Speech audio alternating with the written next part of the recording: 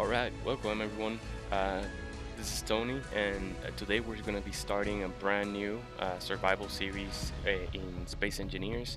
I'm very excited. I've been planning for 2 weeks this series and created a bunch of blueprints and really tested out most of the mechanics to help you guys and show you guys the quickest way I could figure out to start up in a survival environment of Space Engineers, also focused on a PvP environment. So the idea is gonna be to get underground as quick as possible and start a base there.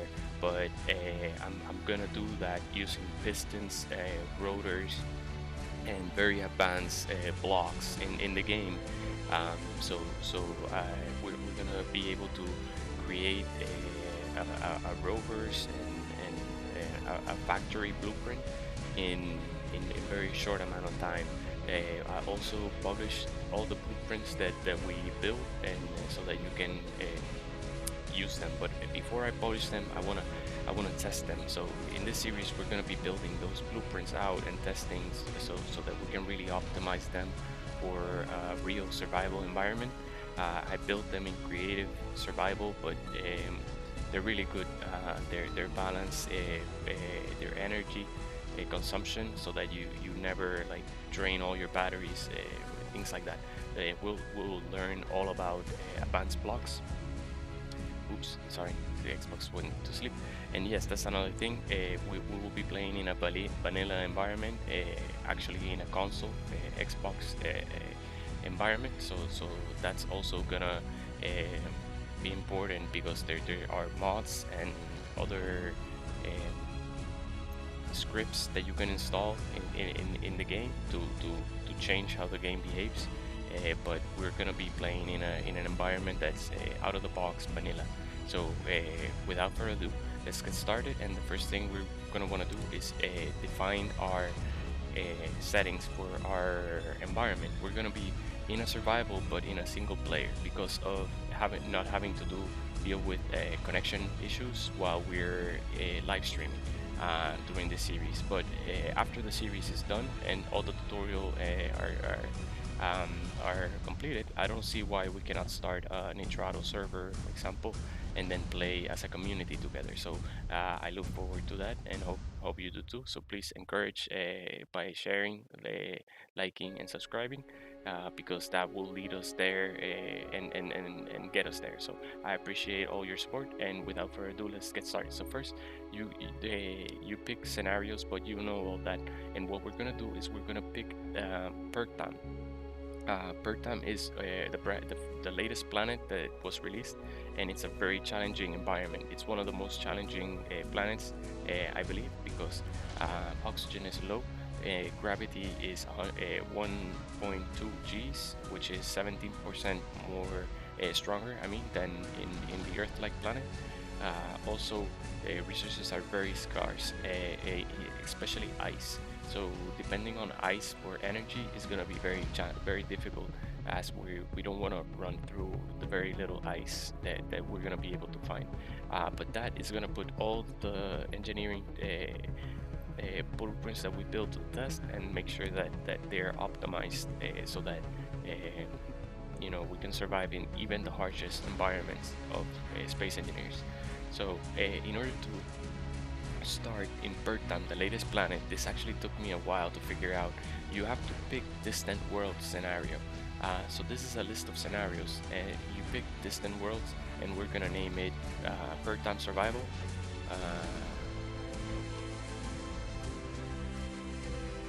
And once you start your scenario here, you will have Pertam Drop Pod as one of the available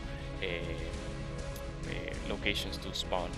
But before we start, one thing we want to do is click Y button to open the advanced settings and pick the settings that we want. I'm going to leave everything vanilla, but one thing I want to change is environment hostility, because that by default is safe, and I want to increase the amount of frequency that meteor showers occur, so that this is encouraging, because I want to show that you in even the most harshest settings of a server, this approach is gonna work because you should try to get underground, both for stealth, and for protection against meteor showers.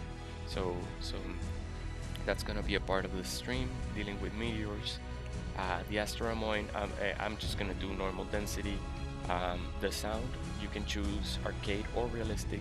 What this does is, for example, in the vacuum of space, you will not hear sound if your setting is set to realistic. Also, sound may be distorted, and it may sound odd at sometimes. But what you can do to solve that is to pressurize the environment, and then sound will carry as in reality. And we're gonna try that because all of our blueprints are fully pressurized, and we shouldn't have a problem. And it should be interesting what sound effects we hear during the realistic setting. You could limit the world size, but we're not gonna have to deal with that. We're gonna be in a single player, view distance maximum, enable rotations and everything. I'm gonna leave as is because that's what you're gonna expect when you join some PvP server, a public server, and play with other enemy players. I'm gonna disable auto healing, and to make it even more challenging. But normally you will find servers with auto healing on, but you might not. So that's why we're gonna make it even more challenging. Um, Cargo ships on, everything is done. One thing to note, once you attack your first cargo ship, these are NPC ships that you can attack for resources. The first time you attack one, it'll spawn drones. At that point, drones will start spawning and attacking your base. So hold off on raiding cargo ships until your base is ready for drone attacks. That's the tip there. Enable oxygen, enable air tightness. Yes, I don't like wolves and spiders.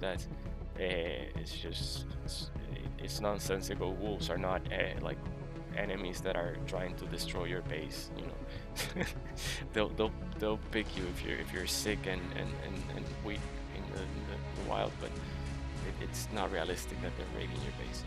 Enemy friendly fire. Yes, friendly. So we have to be careful about our rockets. Um, Enable economy, everything else is good, so all the settings looks good. Let's confirm that and then start the playthrough. I'm not gonna You could reload if you don't like your starting location and pick a brand new one, but in this case, if we land in a ditch, then we're gonna stay in that ditch and figure out a way out of that ditch. But that's just to put all the concepts that I've been working on and trying to figure out to the real test. So that that's why. But it should be good. Once you start the alien scenario, you'll see all the options and notice bird time here. Uh, it took me so long to figure that one out.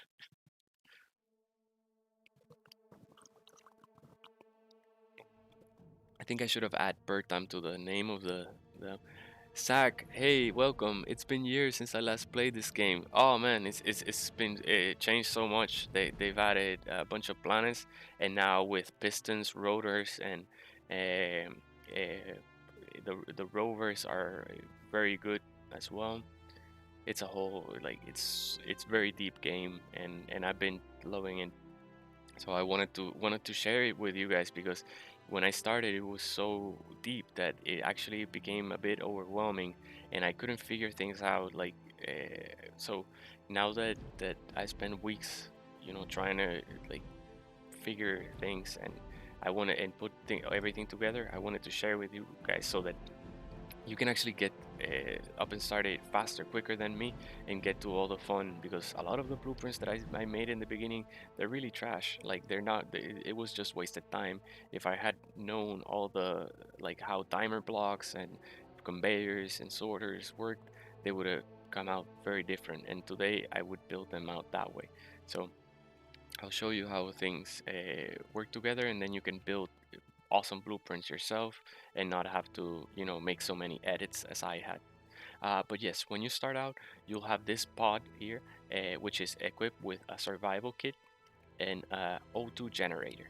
This generator is going to allow us to fill up bottles and by using ice. It'll process ice into oxygen or hydrogen and refill the bottoms automatically.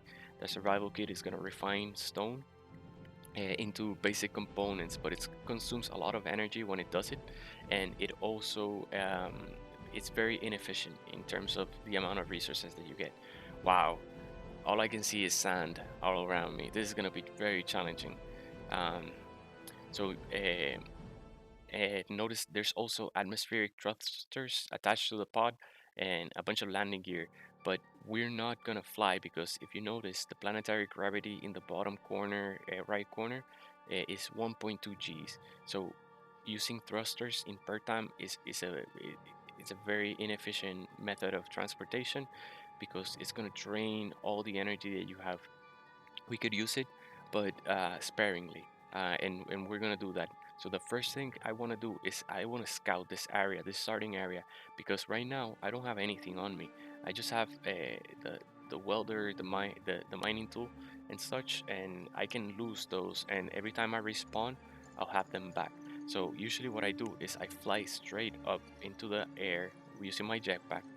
Once I reach terminal velocity, which is 99, I click off dampeners so that I can just let go of A and save hydrogen. That way I'm saving hydrogen and getting as high up as I possibly can. I don't intend to survive the way down, just so you know.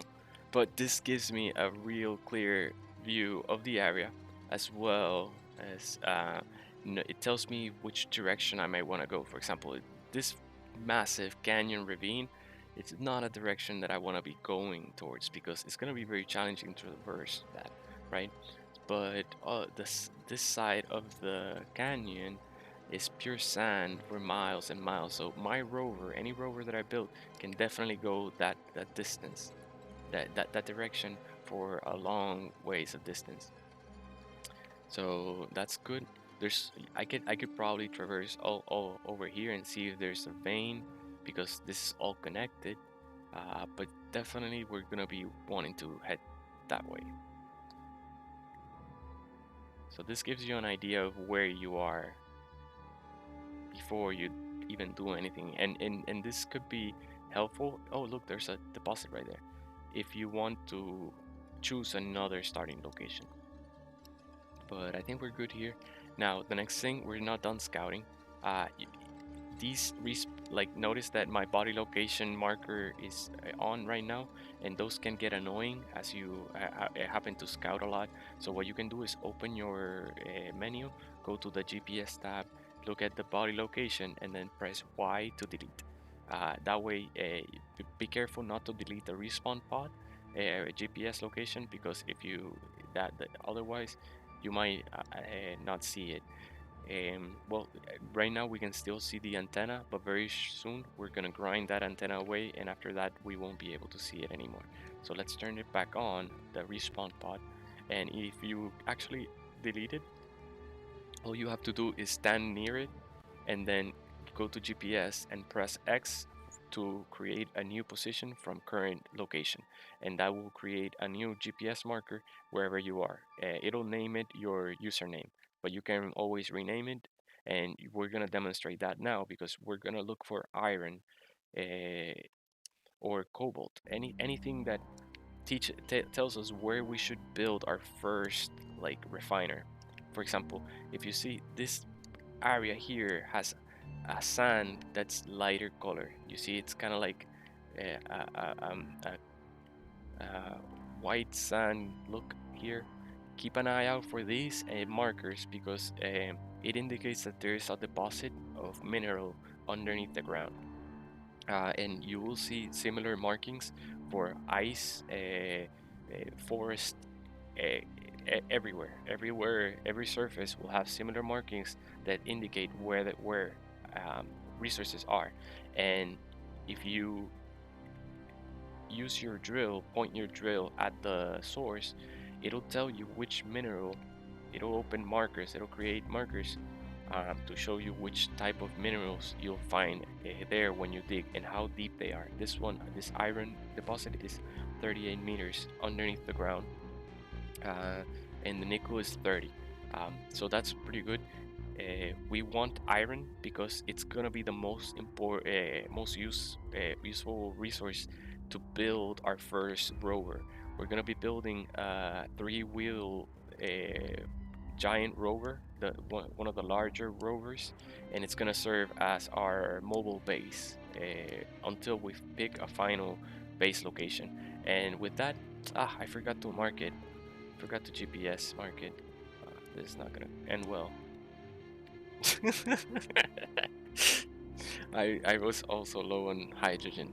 Okay, now we already found the deposit, so at this point I can take out the hydrogen bottle because I left it in the pot so that if I died, I didn't have to go and look for my one and only hydrogen bottle at the beginning.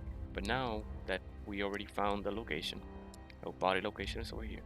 We're not gonna be scouting anymore. We're done scouting. We could scout again for cobalt, but it's gonna be a while before we need cobalt. So remember, this is as fast as possible. Why are you gonna spend time looking for a resource that you are not gonna use right away? Oh, we can get extra tools this way. But here's our body location, and the deposit should be so hard to see in this. In other planets, oh, there it is. In other planets, you'll find way larger deposits, but that's part of the challenge of Pertam. That so here's nickel. I don't really care about nickel. Okay, let's. There was iron here. This may be a different one though. Is it this one?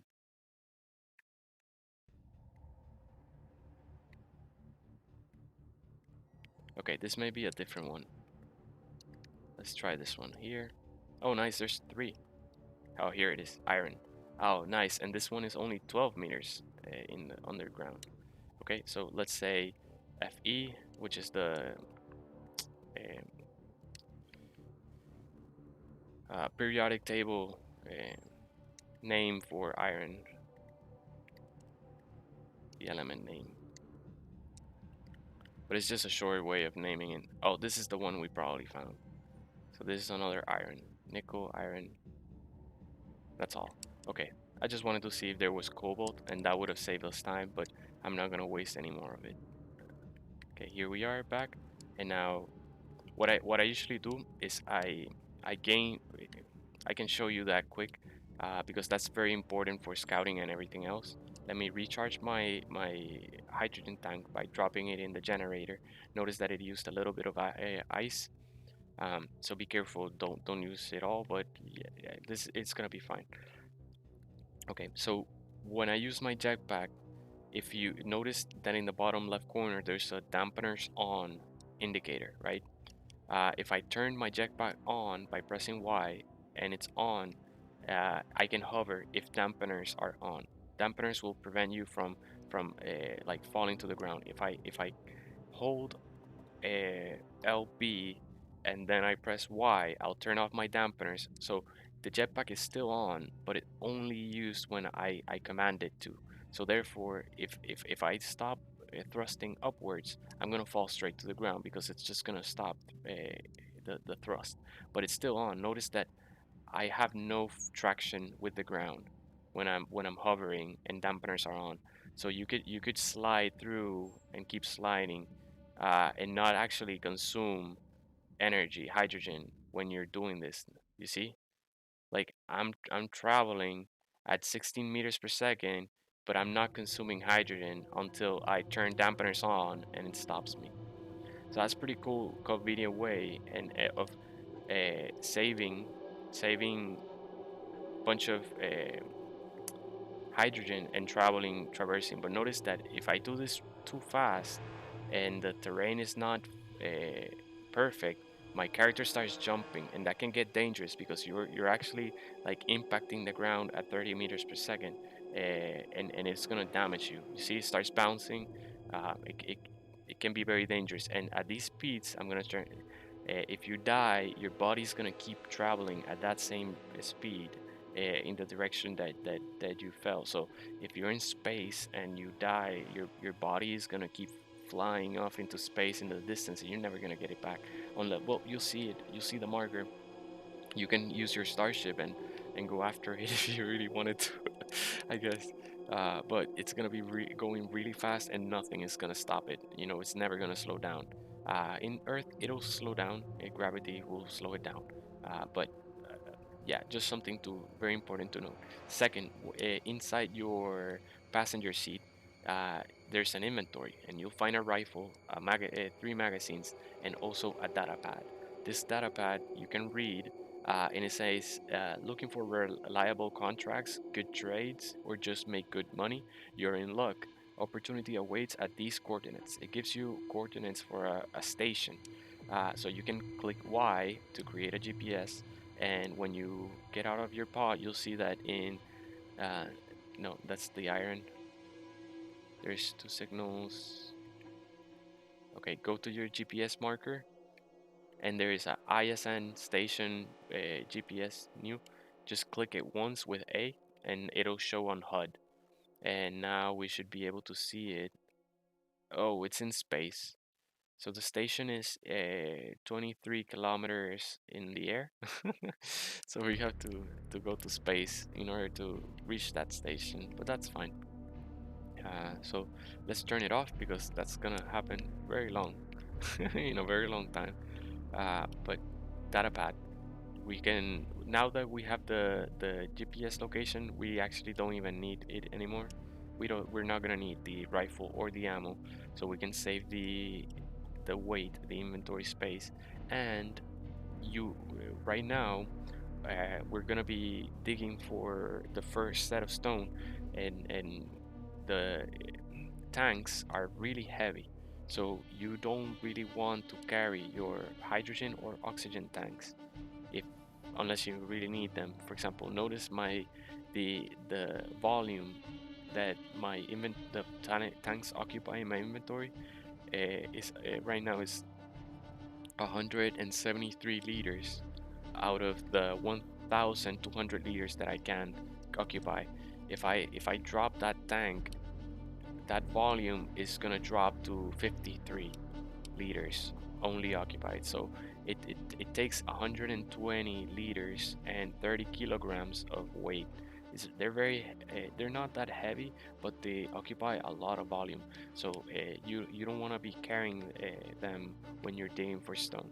But before you dig for stone, why should you generate resources that are already in front of you? So there's a ton of resources to be harvested from this pod, and as well, we want to do that because imagine you're in PvP, you don't want this pod to be spotted from high up because all the stone and all the components that you just generated are for your enemy to take. So don't create my idea is to not create anything more than what you need. Hey, Musser, welcome. He says, hey, are there mods in your game? No mods. This is gonna be pure vanilla. Good question. Thank you for asking. um yep. And so because that is gonna serve you for like just, well, there are mods that make it more challenging, definitely, and those are really good ones. But there are mods that will alter, and in consoles we cannot use mods. So I wanted to make it for the broader play community that is not doesn't have access to scripts or mods in console. Uh, so and also the real reason is my PC cannot run this game. I'm not that altruistic. Okay, but yes, this is your battery. This is very important. Your battery is very important because it's the only one you have is a source of energy, and you need energy to survive, especially if you cannot breathe in the environment. If the environment has oxygen and you can notice that your oxygen right now meter says low, that's fine. We can breathe in the low. Um, but we're gonna need energy to survive, because it's also cold. Uh, so you, in order to recharge, you're gonna have to use your survival kit, and there's a panel here, a LCD panel that you can just click, and it'll replenish your energy. But be careful not to grind down your battery, because you're not going to be able to weld it back up until you create an assembler, I think it is. We'll confirm that, because we're about to learn a bunch of blueprints. When we start off, we don't know any blueprints at all. They all have to be unlocked, all right? And most of them can be unlocked by just grinding things in this pot. So I'm gonna show you real quick. First thing, get a light armor block and weld one of that up. Um, so all you have to do is grind the component uh, below the functional, and then weld it again past the functional, and it says by building light armor block you have unlocked new blocks. So we're gonna grind almost everything in this ship except the survival kit, the battery, and we're gonna replace in one landing gear, because we only need one landing gear. But all this is gonna give us almost everything for our first refiner and our first assembler.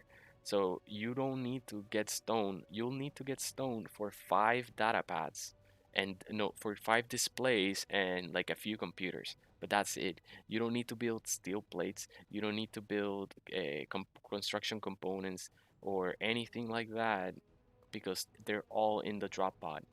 And we're going to be building that refiner in that iron deposit, because we want to also avoid harvesting stone as quick as possible.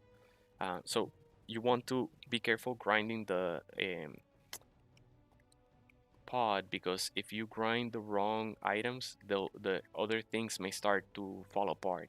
And if you're in an area that is a slope, they could just easily roll down the slope and fall into a ravine or anything, and you lose the component. Um, but so just be careful, and also when you're grinding the thrusters, they're really heavy because of the large steel tubes, and the large steel tubes also occupy a lot of volume. So don't grind the thrusters that you until you have uh, a storage container.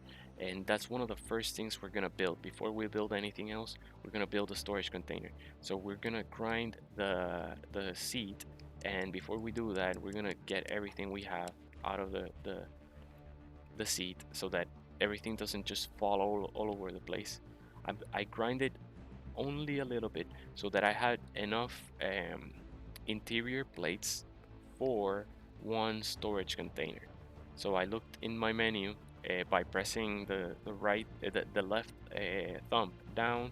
It opens the blocks menu, and then I press R to scroll through the list until like the fourth or fifth pane, which says gas and logistics. There you find cargo container in the bottom, and then you cycle with A until you click the one that says medium cargo container, and then there you have it. Um, so when you place it, it'll place a grid which only has one interior plate to it, so it's very easy to just grind it away. But just use your welder, point at it, and it'll automatically use any resources in your inventory to add to that construction, that item. So right now we're gonna need 4 computers, more interior plates, and one display, and that's it for one storage container. So pretty much we have the interior plates here in the chair. Be careful, because this chair is the only thing attached to this landing gear. So if this landing gear below the chair were the only one locked, and you can notice because they're in the green color, then the the whole survival pod will come apart. Like we'll lose the grip, and then so just be careful. So yeah, let's grind it away, because it's not doing anything. And there's a hydrogen thruster there that we're not going to use for anything, but it has large steel tubes and metal grids, so that's heavy. Let's weld up the interior plates that we got from the chair, and we'll still need 4 computers. Where are we going to find the computers? I think they're in the ore detector. Yep, there's one in the ore detector. The detector component is heavy too. And there's one in the antenna. So grind the antenna away. And also those are items that you want to grind away really quickly, because your antenna gives your position away to players are in a distance of kilometers. So in 4 kilometers, they'll be able to see your respawn pod. So the first thing you should do is actually grind away your antenna, or turn it off. But you can grind it away. Now we're gonna need more computers, and there is a beacon here. So we're also gonna get rid of that beacon, another giveaway of your location. So get rid of that, and there's a timer block. This timer block is used to open your parachute, I'm pretty sure, but you can just get rid of it, and it doesn't do anything. Notice that in the center there are a lot of slope blocks, so the survival pod is very structurally unsound in the bottom center because of this thruster is not attached to anything, and it has a bunch of slopes that don't attach to each other. Notice there's one right here, light armor inverse corner. So just be careful when you're grinding, that you don't grind too much of the bottom, because it's gonna lose connection with all the landing gear. But there you go. We have all the computers needed for this to be functional. We don't even need that display yet. And now we can definitely grind everything out away, because we have plenty of storage for all the large steel tubes, all the metal grids, and we have already gone stealth. So first thing you do before you even scout for things, just get rid of your antenna and your beacon, or you can turn them off. But you're gonna want to get grind them for the resources, probably. Okay, and now I grind these away so that I don't even I like see them. I'm gonna use all these steel plates, and they're not attached to anything, so it's gonna be fine, like getting rid of them. If I grind a little bit too much of one, like I didn't want to grind this one just below the battery, so I welded back up, and that's just fine. I can get rid of this one, and that gives me a clear access into the inside. And now we're gonna leave all the resources that we can in the storage, and we're gonna learn more components. So by creating that storage box, we unlocked the conveyors. So now we can create conveyors, and we can actually grind these conveyor blocks and then place one back up just temporarily. Let's pick a small one, and then weld it back up with the resources that you got. And that now we have unlocked sorters. So now we can implement sorters and a bunch of other things. Let's see what else. That's it. So all the conveyor blocks are now unlocked really quickly. So now, but you're not gonna need them. So grind them away. Now that you're done with them, you can grind away the parachute hatch. This is probably gonna fall apart. So let me grind from bottom to. So starting with the hydrogen tank, the hydrogen thruster. There's a small cargo container here. You can get rid of that. You can get rid of this small conveyor, another conveyor here, and the parachute hatch. All right, good stuff. Now let's make sure we didn't damage our survival kit too much, and I did. The grinder kind of got away from me, so I welded. I just used my welder to bring it all the way to 100% health. Now notice we have this big massive opening here, and we have here a generator that's now disconnected from our survival kit, but it has two openings that match up to our survival kit. So what we're gonna do is we're gonna grind away our generator entirely. Oh, forgot to get out the way. So that's what happens when you grind cargo and you don't remove the items from it first. They all fall everywhere. And if this place was a slope, again, they would just roll down the slope. So just be mindful of that. Like, I did that on purpose, I knew I just wanted to demonstrate it. But here is, you just look in your tab for the production and no, for the gas and logistics tab again, and there you'll find in the top O2 and H2 generator. And what you're gonna do is you're gonna rotate it until you see these conveyor ports, the two yellow ports in front of you, and then you're gonna rotate it until they align with the survival kit, and then flip it so that it's facing the survival kit. Boom, there you go. Now you know that they're lined up, and you can, if you could notice, even the grid, the wiring of this temporary grid shows you where the connectors would be. You know, you see where it curves there in the middle. There's like a column but yeah, either way, at this point you have already grinded one generator, and you always get 100% of your resources back when you grind things. So you would have already, you can just play it, weld it entirely back up, and your inventory is still safe. You know, like you don't have, you still have everything you had before. And now our generator is there attached to our survival kit and also attached to our battery. So our survival kit is also attached to a landing gear that's also locked, meaning therefore that we can grind everything now and nothing is gonna fall.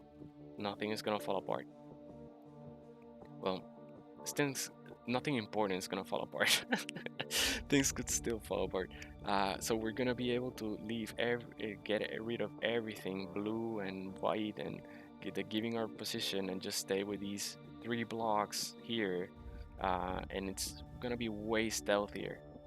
Plus, we have already all the steel plate, construction components, motors, and everything that we need for our first refiner and our first um, assembler. You'll see how little stone you really need to dig up. You barely even need to dig anything. And before, after we build the assembler, we'll unlock the pistons and the rotors. And after that, there's no more welding, man. No, I mean, no more mining at all. We'll have a station and a piston that's gonna be pushing into the ground, getting resources for us. Um, at a speed that you're gonna be like, whoa, I can build everything that I want and not have to worry about resources. So that's why I wanted to like show you guys this, because it's gonna make the game so enjoyable. You're just gonna be able to create whatever you want in a survival playthrough. So with your friends in a PvP environment, you're gonna be not struggling for survive for resources. Be careful of your battery. Don't grind it away because you have to start again. You'll have to get a new respawn pod. Okay, so you can grind everything away. Just be careful not to hit the battery. We still, until we build an assembler, we're not gonna be able to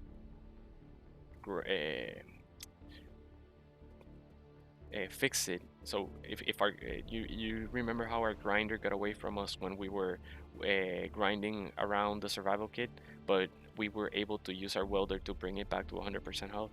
So until you unlock the blueprint, you cannot weld items, blocks to 100%.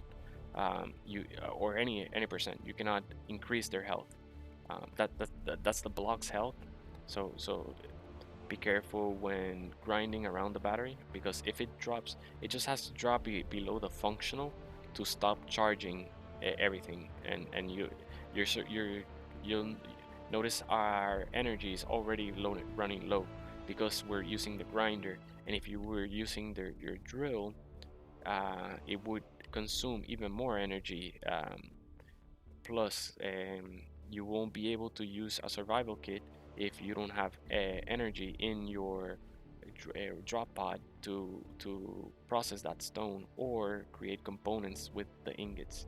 So therefore, your character is kind of stuck, and you really need to respawn a new pod. But yeah, that's the only caveat. After this, after you have the refiner, you'll see in a few minutes we won't even care about the batteries. We'll have batteries everywhere, and that's a good thing. You want plenty of batteries, because in a station, batteries can use solar power or wind power to recharge really quickly, and then you can connect your machines, whether it's a ship or a rover or a drone, whatever, to that to that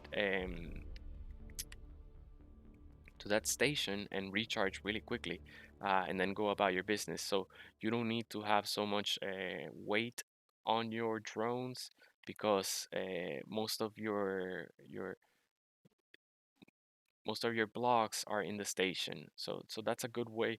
Like at first, when I was designing ships, I would try to fit everything on them, and now I'm coming to like think in terms of, let me have a single purpose for this vehicle, um, like whether it's transportation, whether it's to, and even then transport what, transport people, transport hydrogen, transport. So I ran out of energy, and what I need to do is find my survival kit. And if it's powered, I look at this panel here, the blue panel on the side of it, and then click it, hold, and it'll recharge in a bit of time. You can use medical bays to recharge quickly, or you can drop on a cockpit or on a seat attached to this grid in order to recharge as well. So if you sit on a chair or a bed, it'll recharge your life support. All right, so this is a moment of just grinding as much steel plates as you can, as quickly as you can, without ruining your battery. That's the name of this game right now. Don't destroy the battery. And I haven't hit it at all, so that's good. I've been very careful, apparently, even talking. Yeah, I'm not the best multitasker, so I usually, like, if I'm talking, I'm not playing at my best. But yeah, I can't wait, man. I've been um, weeks, literally weeks, planning this series. I didn't want to start the series until I knew the content that I wanted to say.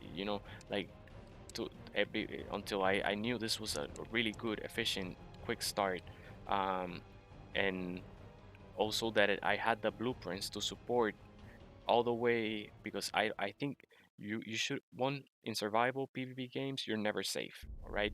Like Ark Survival has taught us that. Right, you're never safe. It doesn't matter how big a base, is never unraidable, all right, or unwipeable. So, but there is, we make it as hard as possible. Same in programming terms. When we build programs, we know they're not hack proof. Things can still be hacked, but what we do is we use layers of security. We make it as difficult as possible for attackers to get access to our system by implementing multiple layers of security. So if they actually get through one layer, they'll just find that there's another wall on the other side of it, and now they have to get through that one in order to get to the another one and another one, and that just at least delays the attack, and gives you time to respond and deploy other types of mechanisms. So that is a good concept that I have incorporated into my design of ships and bases, by using like honeycomb pattern, by using alarms, sensors, and also mechanisms, program blocks that, for example, shut down my doors in case, like, when you're getting raided, you're gonna be like, your heart's gonna be pounding, you're not gonna be thinking straight, right? It's everything's gonna be happening really quickly and really fast. So having these programmable blocks closing doors behind me, and making sure that even if one door messed up and didn't close properly, that I still, it's still like every 5 seconds, what it does, it every 5 seconds it closes every door in the facility, and that ensures that, at least you, every 5 seconds, uh, every door is going to be closed, even if you forget it, or even if someone else forgets it, but you'll see that. Okay, but enough of that kind of PvP rant. We have grinded everything in our survival kit, except our generator, our battery, one landing gear to keep everything together, and our survival kit, plus the storage cargo. And look how many components we have. We have 200 steel plates, almost 200 construction components, 6 large tubes, eight grids, including wait, not including the 4 grids. I don't know. this medium cargo container did not require metal grids to create. We got 64 motors, one detector component, 8 radio components, one display, 2 computers. So notice that we're low on displays and computers. 10 interior plates still, so we can even use it to, well, okay, let's use all the display. A full 100% health cargo, and now so you I think it was meant, because look, all the components kind of like lined up for that. And if we just put here, look what I'm gonna do. I'm gonna put a small light armor block to create a station grid, and then this is a large grid, because notice these are, if I put a light armor block here, it's very small. That's because this type of grid is a combination of blocks all attached to each other. This grid is a small grid. There are 2 types of grid: small grids and large grids. So once I hover that same light armor block, it immediately snaps into a large armor block, because large grids and small grids cannot be combined together unless through the use of a rotor. The rotor can creates like a, let me show. I don't have the rotor unlocked. We'll see all that. Let's not get ahead of ourselves. But yeah, just know that different 2 different types: large grids and small grids. So now that we have done and we have all the components, we drop 2 light armor blocks to create a large grid, and we're gonna use 2 more steel plates to place 2 items. One is gonna be, well, there's gonna be more items, but you'll see. Uh, one is gonna be our basic refiner. You have to build one basic refiner before you build a large one, and you shouldn't build a large one unless you have a basic one, because it takes so many resources that you should have this basic refiner to do it for you more efficiently. It doesn't matter where the conveyor ports are right now. The other component you want to place down is your assembler. So your assembler is going to be found, same as the refiner, under the production and medical tab in the corner top right slot. And you see it first says survival kit, but if you press A, the next one says assembler. That's the one you want. And then it's going to create basic assembler. Oh look, we already have the, no, yeah, basic assembler is the one you want, and it has one conveyor port only. But don't worry about it, and just to demonstrate, I'm gonna place the conveyor port anywhere, all right? Because all we want to do is have the list of components that we're missing for it, okay? And to do that, we're gonna use what's called the build planner. Build planner is a very convenient way that you should like learn how to use efficiently, because it's gonna save you time from having to think during a fast moment, like time, like during a raid, or during a raid you should be repairing components as they're being destroyed, trying to someone in your base this repairing turrets, or things like that, if you can. But it's something you could counter the destruction by constructing. And you could do that if you know the resources that you need, and are able to draw them out quickly. So what you do to the build planner is that you point your welder at a item that's still partially complete, like it's still incomplete, it's still missing components. And what you do is, instead of pressing R to weld it, like so, what you do is you press L, and it says components added to build planner. Notice that the flame did not turn on when I'm gonna do it away from them. And right turns the flame on, and then left just points at it, like so. That's because left is going to be for the build planner. So now I got the assembler in the build planner, and I can confirm by opening my blueprints again, hovering over any blueprint, and notice that in the bottom right corner the build planner has one item there, and it's that assembler that I just pointed at and marked. And to get rid of it, to reset it, I can just press on any item. I can press Y, and it'll clear the last item on the build planner. So I'm gonna queue all these just to demonstrate.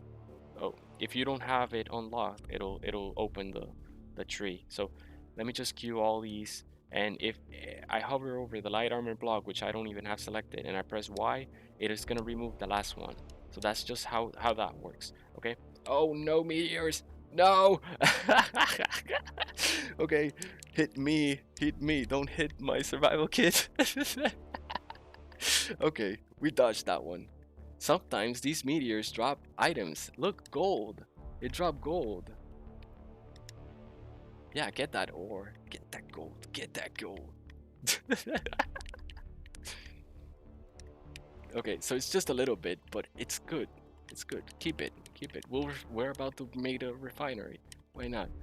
So comets are good. Comets are your friends. they'll bring they'll bring nice treats with, with nickel. We got nickel on this one.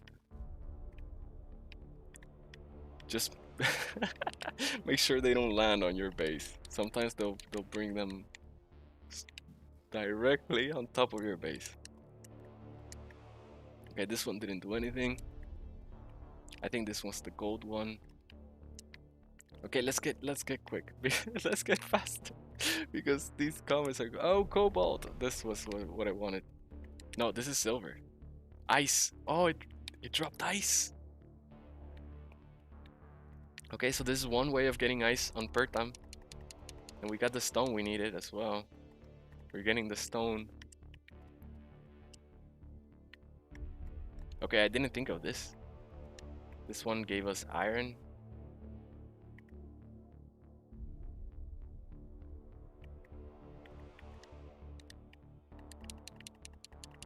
I like how they charred the sand.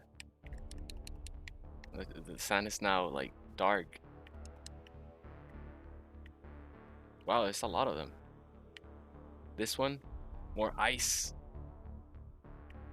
Nice. This is a good start. Those meteors really came in handy. Okay, but we shouldn't be so happy about meteors because those caught us unprepared. I don't want stone. Okay, so let's keep getting. Let's get as much ice. Ice. That's all the ice we can. I'm out of hydrogen. Nice. This one also dropped ice. Okay, good stuff. Good stuff. So yeah, we're going to go run back to our pod because I run out of hydrogen, and we're gonna have plenty of ice to recharge our hydrogen tanks and oxygen as well. I think we're not draining oxygen. Yeah, we have our mask, our helmet off as well. So let's drop the ice.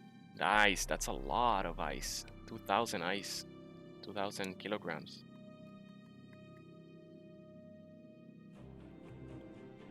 Okay, good stuff. So back to the build planner. Sorry for that. Meteors interrupted the whole thing. Welder. Okay, point your welder at unfinished components. And before we do that, let's actually build as much of them as we can, right? So I gathered all the components that I could, not even thinking, everything that fit in the inventory, and then I just welding as much as the basic refiner and the assembler as I can.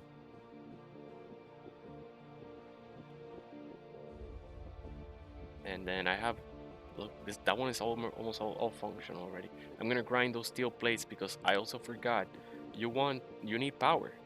Like there's no point in placing these blocks if you cannot power them. So one thing I want to place somewhere, anywhere. Oh, I don't have hydrogen. Oh, they connect now? No, they don't. They don't connect. Give me hydrogen.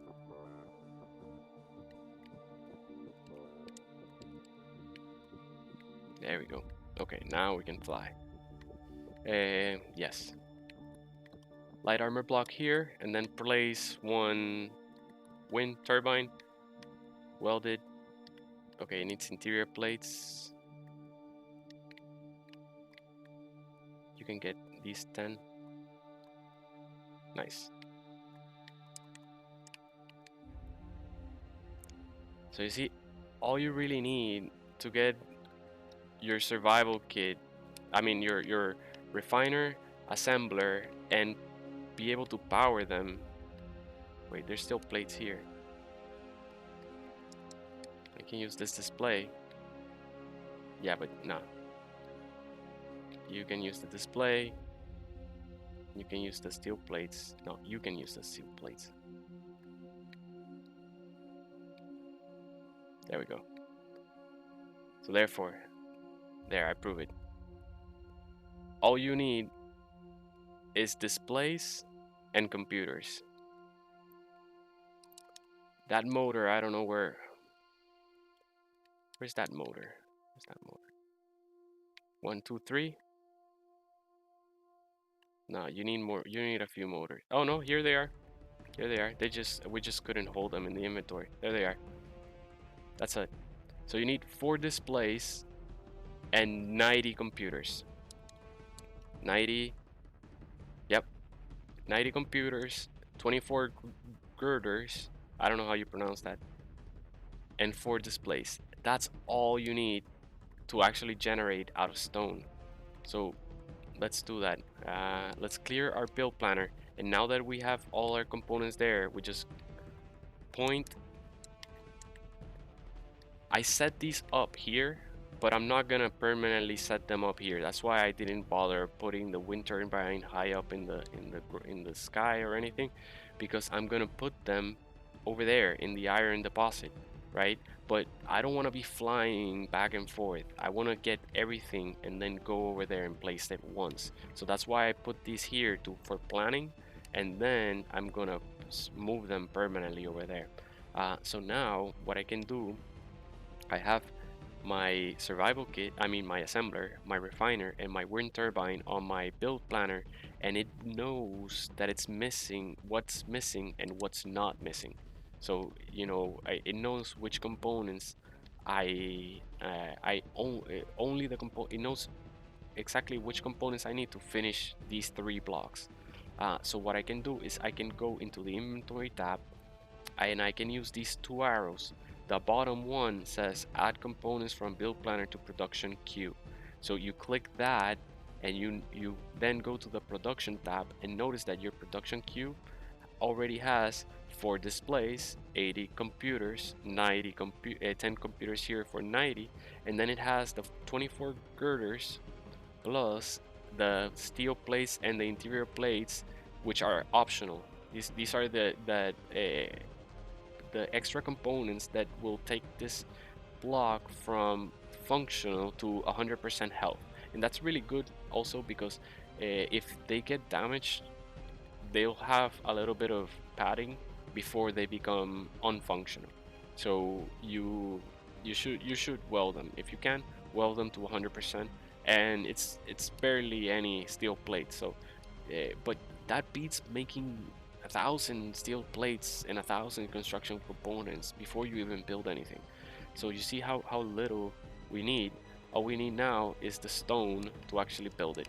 But so let's go back to these things here, these craters. Find the one with ice again.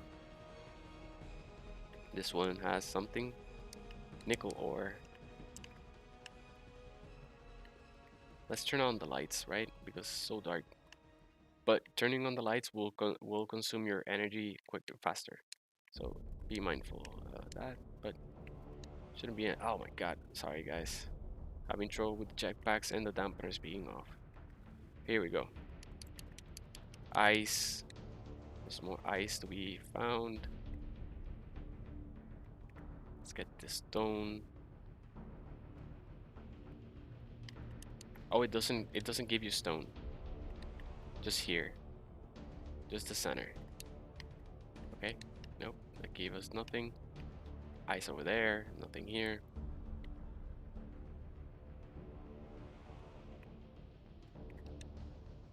Okay. Let's get some ice. Yeah, ice is very rare in this planet, so we should not waste any or leave any behind. All right, we have finished harvesting all the craters. So now over here, because why are we gonna get stone and fly stone, heavy stone all the way from here over here? So let's just as much ice as we can, and then drop the ore that we got back, including the leftover ice. The now you go to the in order to process stone into ingots, you have to uh, well, I guess it's called ingots, but yeah, you have to make ingots. So what I do, you can queue one and two at a time, but that's just a waste of time. You can just queue 1,000 or 2,000, whatever you want, and as long as you keep pouring stone into this container, it'll keep refining it. But as we mentioned, we want to do that as least as possible because it's very inefficient in terms of energy and resource and time. You know, the most important being time. If you're being inefficient, in resources, then everything you do is gonna be like it's gonna take you 2 or 3 times as long to do. So think about it in this way: in the same amount of time, you could have like had two spaceships instead of one, or you know, maybe before you're even done, you get raided. Or something like you want to be able to do things efficiently, especially in this game is going to push you towards that, because if your enemy is efficient, they're going to have an advantage over you, but you can gain that advantage by yourself being I don't know, more efficient. For example, in a chase, if your spaceship is efficient, you can outlast, like a chase. Your enemy is gonna have to land quicker than you, and sometimes you can be in a chase. That could happen very commonly.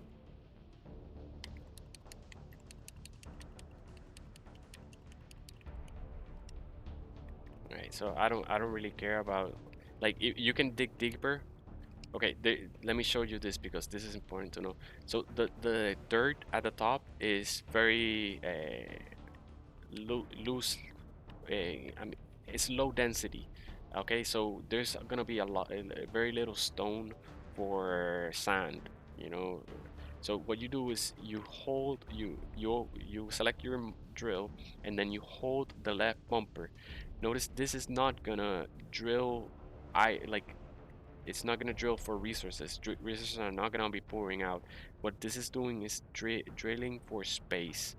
It's drilling really fast and in a in a spherical like shape, so that you can get to a resource really quickly and not bog this down. And notice that suddenly the texture change of the voxel here, and now this looks like stone, and it is denser stone than the one around it. So this is a good way to, instead of digging here for stone. So let's look at that.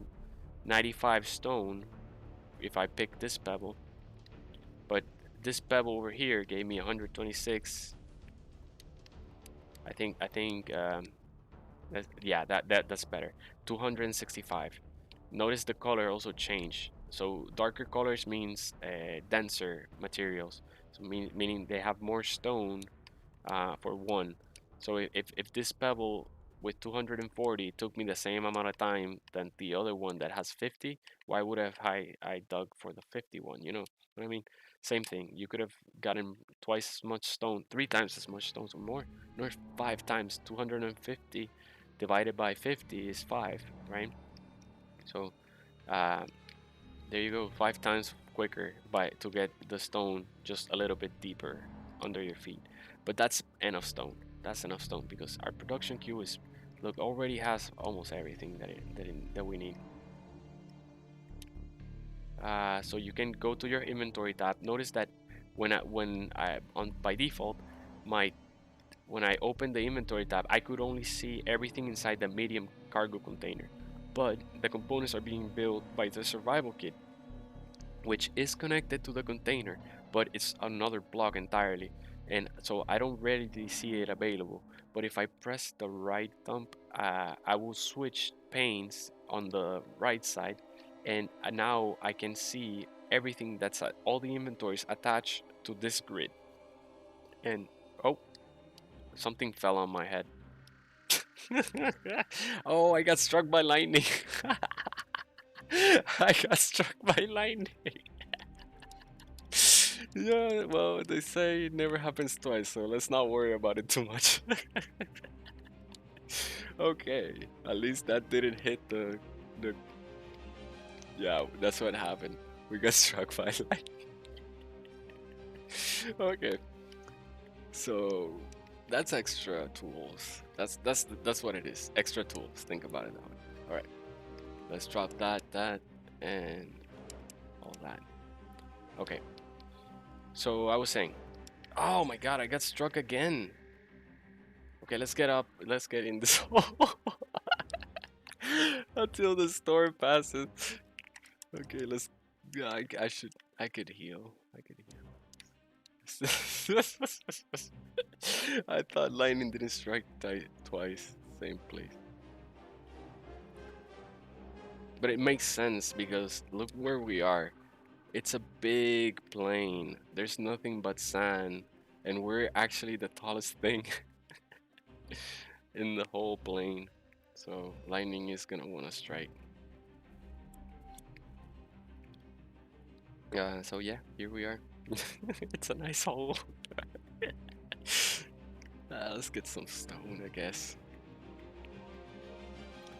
Make, you know, just to not be idle.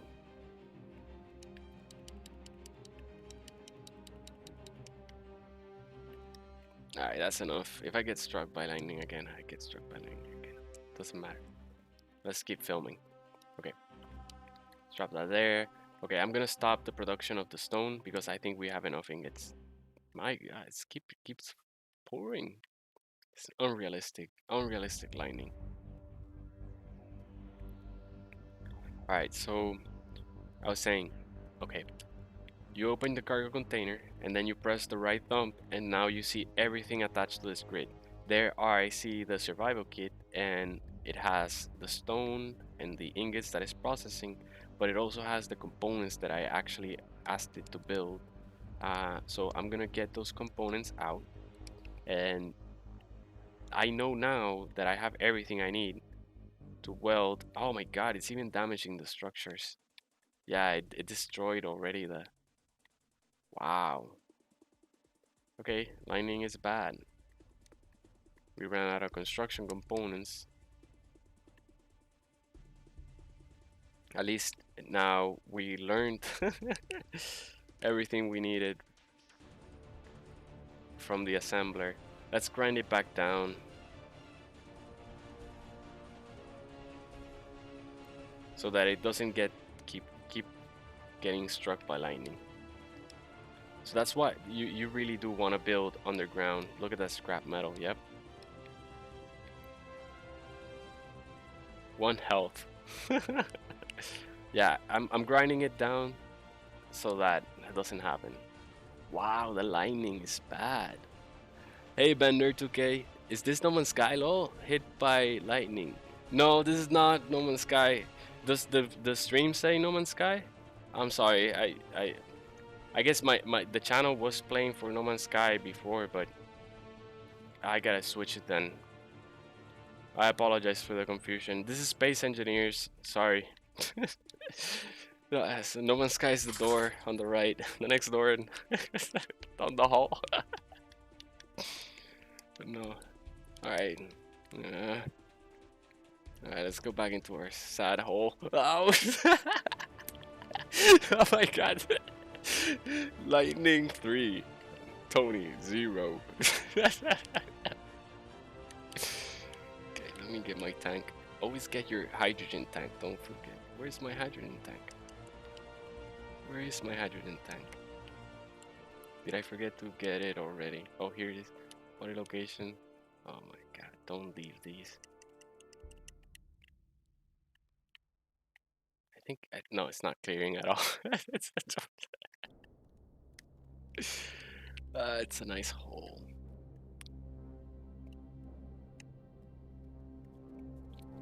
Let's just wait. We have plenty of batteries. Let's keep it refining stone because even though it's inefficient, it's better than 0% efficiency, right? It's better than than doing nothing. And we're not gonna run out of battery. We're about to be able to make all the batteries we want. And as you can see, hey, Storm is no, Storm is not going anywhere. Oh, it's filling up. Yep, the cargo is full. Oh my god, this line. Oh no! It hit me. It got me again. All right, so we gotta wait. That's part of it, man. That's part of the survival. So yeah, you wanna be quick. You wanna be quick about doing things. I guess let's try to put our production queue because there's a bunch of stone here. Oh my god. Ah. Yeah, keep processing it. Can I drop anything? Get back in the hole. Get back in the hole.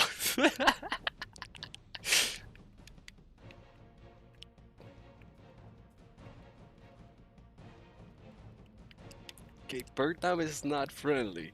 Those thunderstorms. I think we're no, we're not good.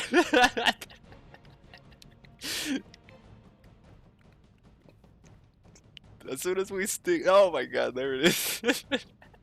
As soon as we stick our head out, they start falling. The lightning saying like, no, we see you. The lightning sees us. It wants to get us. Looks like it's clear now. Wow. Okay, it's like it's clear, but it's not. You're still falling. I don't know. It may be glitched. Like, I've seen it. I've seen it happen. Oh well. If we get struck, we get struck. Okay, nice. It did process a bunch of stone for us, which cleared up a lot of inventory. At least we made back all the damage that the lightnings did to the structure. We have plenty of stone to get whatever we're missing back. And Build Planner is also gonna help because it's gonna be able to tell what we're missing versus what we have. Alright, so now we're ready to place the components over there in their permanent location. So let's go and find our iron deposit. These body location markers are annoying me, so I'm gonna delete them. A respawn pod is fine, let's leave that open. Do we have enough hydrogen in our tanks? No, let's refill them. We also don't have enough health, so we have too much oxygen. Oh my, our tank doesn't fit in our generator. Okay, keep processing stone. So I emptied my inventory so I could get a bit of the ice out, put the bottle, take the bottle out, and put the ice back in. Hey guys, hey Nitro, welcome to see you. Hello alternate universe vendor.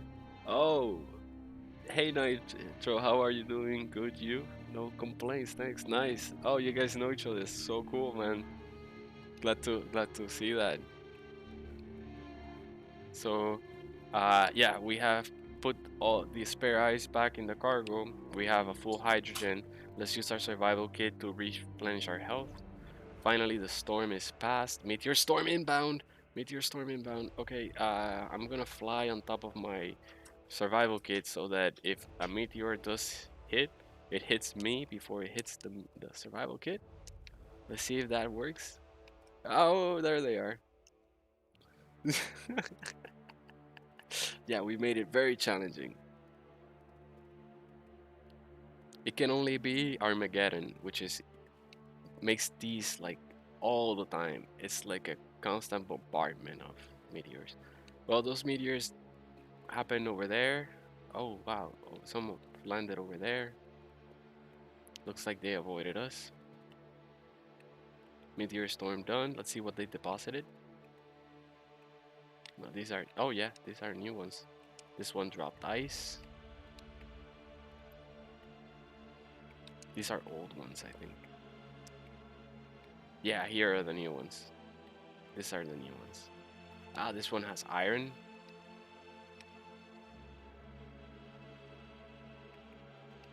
Maybe this is not as efficient as actually digging, but I'm looking for cobalt or gold.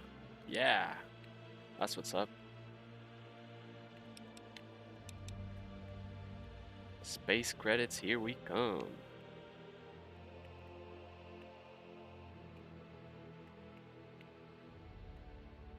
Bunch of iron as well. Good stuff. Looks like there's more over here. This one has iron. This one has nickel, is it? Or silver? Uranium! Dude, guys, do check these out when they fall. Yeah, that one just made it all worth it. No, it's all stone now. But it did have uranium.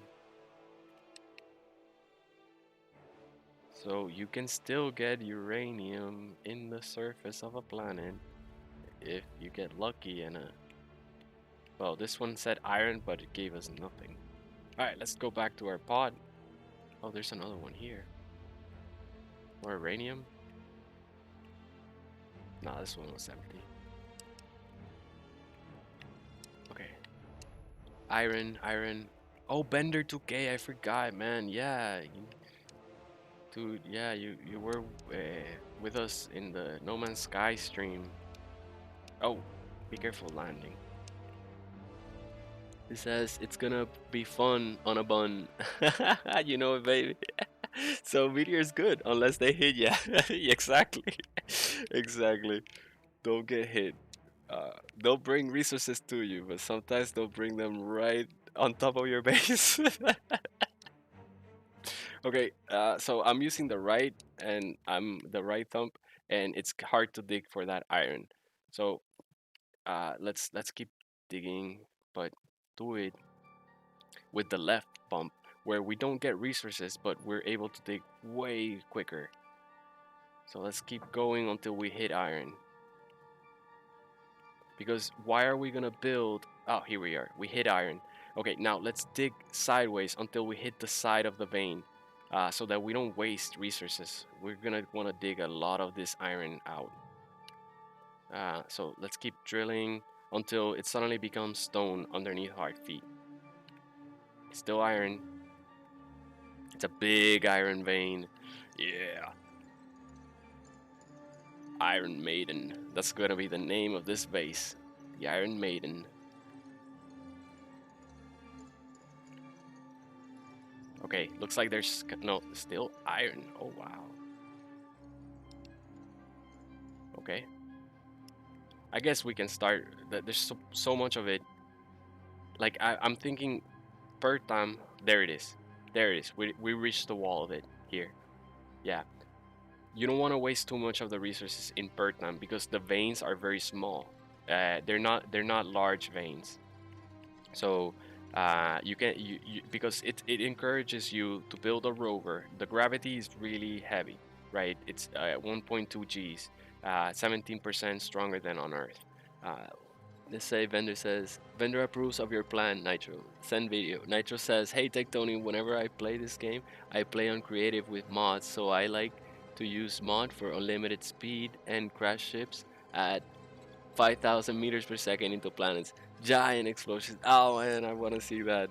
That sounds awesome. I like the real reason my computer cannot support the game. Like it's not a gaming computer. It's a computer I use for programming, but for programming you need very little processing power or graphics card or anything like that. So it falls short when it comes to video games. I can run Heroes of the Storm, but that's about it on low settings and such. I'm limited to Xbox, and honestly, if I could put mods on it, I would probably do so, but not for this series because I want to show the tutorial of how to get started. And most PvP servers on console you'll find uh, like may not have mods, and even servers on computer.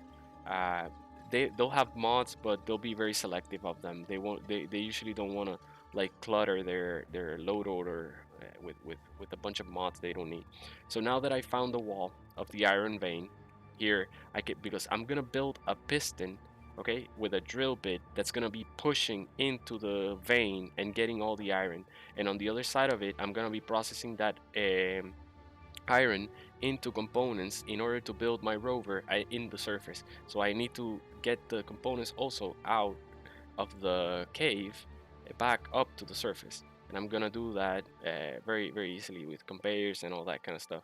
And this is actually a temporary setup because once we have the rover built, that's gonna be our base, and we're gone. We're out of here. We're mobile, and we're gonna find a permanent base location, a location far away from the respawn area, because right now no one's here, but in a public server someone can suddenly spawn next to you, like they just decided to join the server, and they respawn and say, oh, here's a base, I have a grinder, let me grind away everything, all the doors, and let me get all the resources, build my own thing. And you log back in and there's nothing, especially if you never set a single turret on your base. So yes, very important is to set turrets. So our first base location is gonna be on top of a magnesium deposit, because magnesium is the resource you need to make bullets. So right now we have plenty of space. We're gonna need this space because we need space for our piston, horizontal space for a piston and for a drill. They're pretty large blocks, and those are gonna be needed. But before we get that, before we even build the drills are expensive in terms of resources or components, so we want to already have the refiner and the assembler before we start trying to build the drill.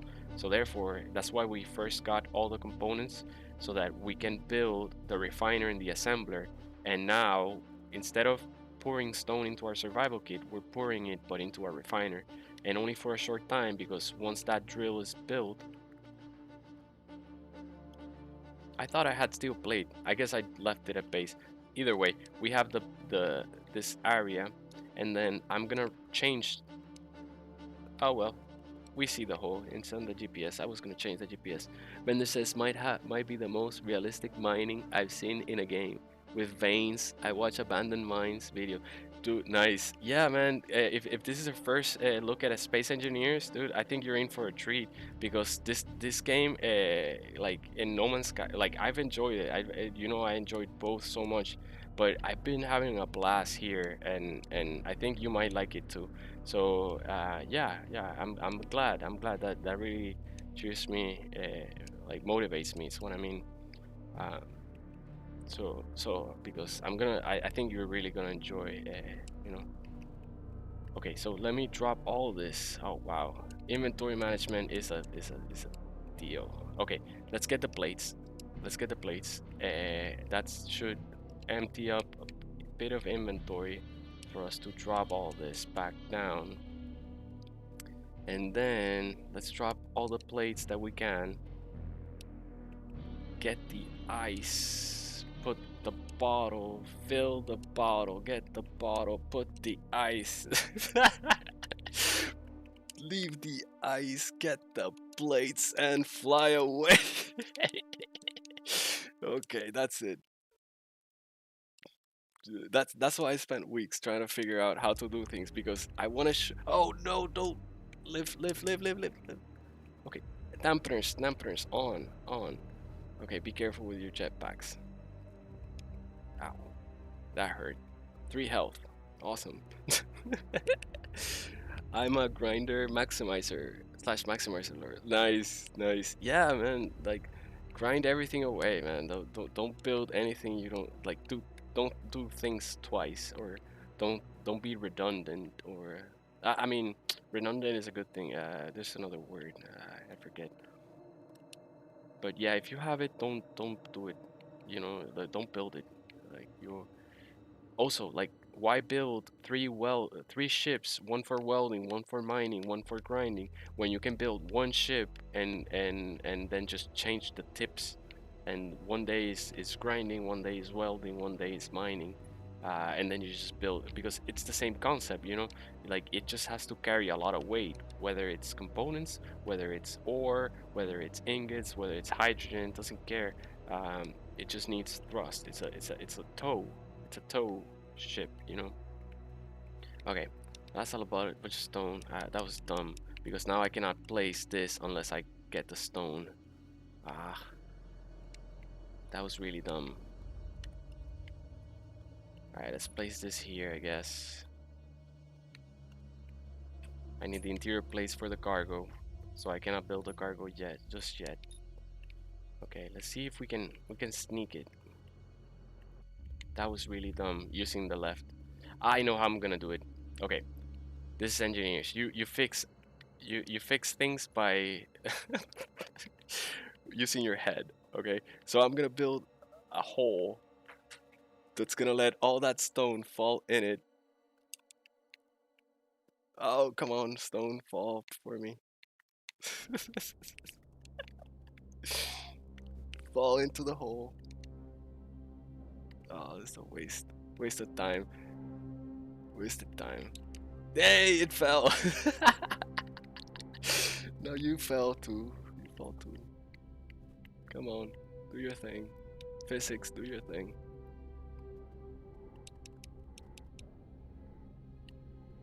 Go. Oh well, I think we're good here. Ah, that's not what I want. Here, yes. Now I can place an iron armor block. There it goes. Now it fell. Mara got excited. Alright. So we have a bit of a floor here.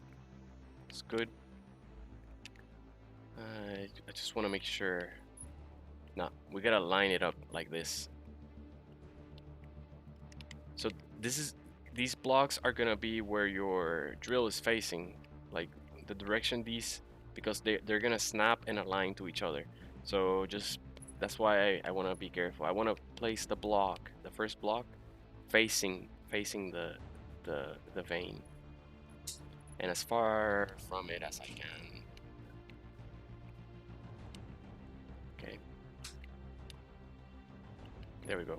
Okay, now Mara, behave. She's getting a little bit too excited.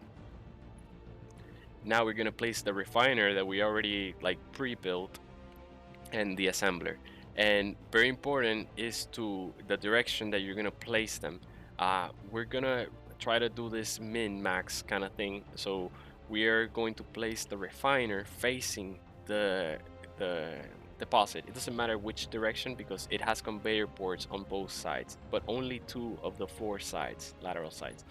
On the back side, okay, we're gonna place the assembler. The face that's facing away from the deposit. So let's look for the assembler. There it is. Let's align it. Okay, I'm gonna dig because I don't want to make mistakenly place it, you know, in the wrong direction, because then I have to grind it down, replace it, and it's just a waste of time. So survival kit, switch to the basic assembler, and then line it up so that you can confirm that the conveyor port attaches to the back of the refiner. Now weld as much as you can, and I suggest welding the bottom cube, the floor of it. So we're gonna do that too. Okay, we're running low on energy, and notice that even though I haven't welded up to 100%, I have already left all the components that I had, like all the steel plates are already in them. So I can go back to base and know that my inventory is as clear as it can be. I have a bunch of stone, but that's fine. And I want to make sure because I only have 3 health and 14 points of energy. So let's recharge our energy. Leave that scrap there. And it's also gonna recharge our health. At least the screen is not red anymore. uh, I am inefficient. It says my other big game now is Satisfactory. I've been looking at Satisfactory. I've been thinking of getting into it. Like how is it? You liking it and enjoying it? I might like check it out. Okay, let's drop all those that we don't need. We can leave all that stone. And now let's, wow, it's still making stone. Let's stop that. Okay, let's make plates. A bunch of plates, that's fine. Excuse me. Because I want to weld the bottom plates, the bottom foundations of the grinder and the bunch of. We can already bring almost everything in one trip. All right, let's go for it. We have a full inventory of components. Now we can go back. We should have everything we need to even get the refiner fully powered. Okay, here we are. There we go. Boom. We're back in our hole. Nice little hole. And so let's first, no, first things first. This is the most important because if my grinder gets away from me and I hit this block, everything comes down. So that's why I suggest now if my grinder gets away, this has 100% of health to support the entire structure. Now you get an assembler. That's a refiner complete. It's most important. And then, well, just as important as the basic assembler because you cannot use one without the other. Like, there's no point in having ingots if you cannot make components out of them, and there's no point in having an assembler if you don't have ingots. Besides, there's no point in having either if you don't have power to power them. So the next important part is to use the steel plates that we don't have. We do have interior plates though. So let's get plates from here and here. And let's get plates from here. We got 20. That's fine. Let's leave those 3. And here we have another 20. So let's use the grinder, clang, clang, clang. Get that extra little bit. We'll weld them to 100, but we don't need the 100% right away, right? Right now. So let's, oh, no, this is the wrong side. Okay, grinding with the left. Now we're gonna go up from the assembler. And you can do this however you want. Like, this is just how I do it, you know.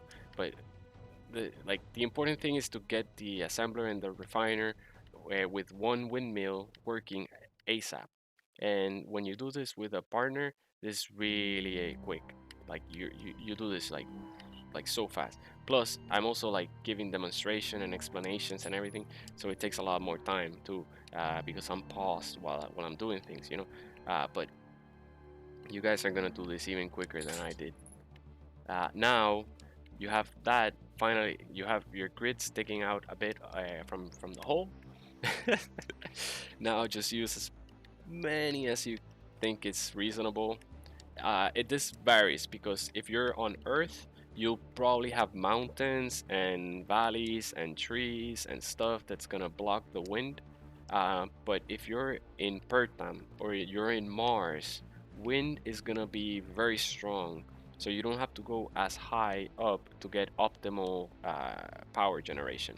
But now, once you say this is high enough, you're gonna put 4 like all around, and then before you put the last block, you were gonna want to weld this guy here because you're gonna lose access to him shortly. We need more plates. We need more plates for everything, even for the girder. But I don't want to carry all those components back to base. I rather leave them here already.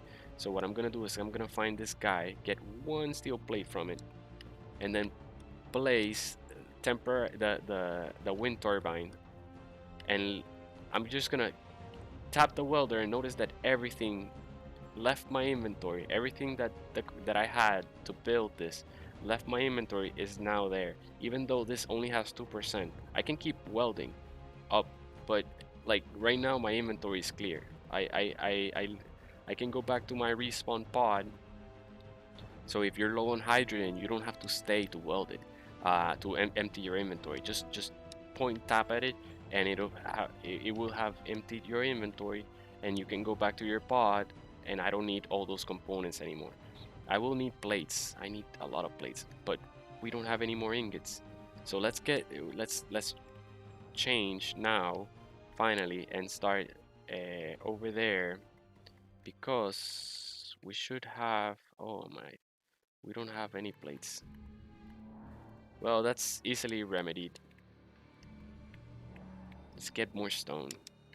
This is the last strip of stone. At least for the survival kit. That's because like we don't have power yet to the refiner. So the only thing that can process the stone at this moment, until we get this little bit of steel plate for the wind turbine, is the survival kit. Okay, so here, survival kit, you got a little bit of more stone, so you can produce a little bit more ingots, and therefore you can produce a little bit more plates. So let's see how much it makes.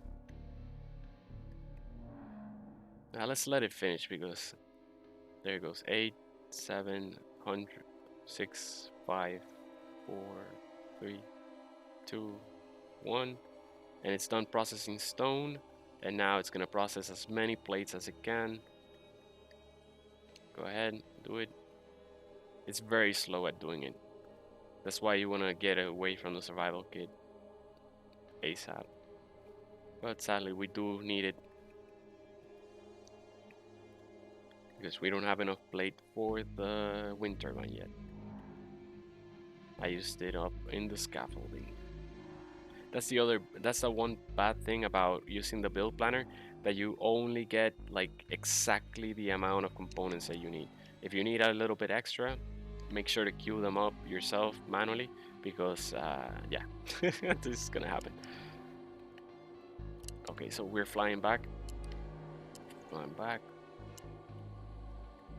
Okay, here we are. Dampeners on. We fly up, and I'm gonna weld this guy first. There we go. Are we missing 2 computers? Yeah, we're missing 2 computers. Okay, there we go. We got this one welded up as well. At least there.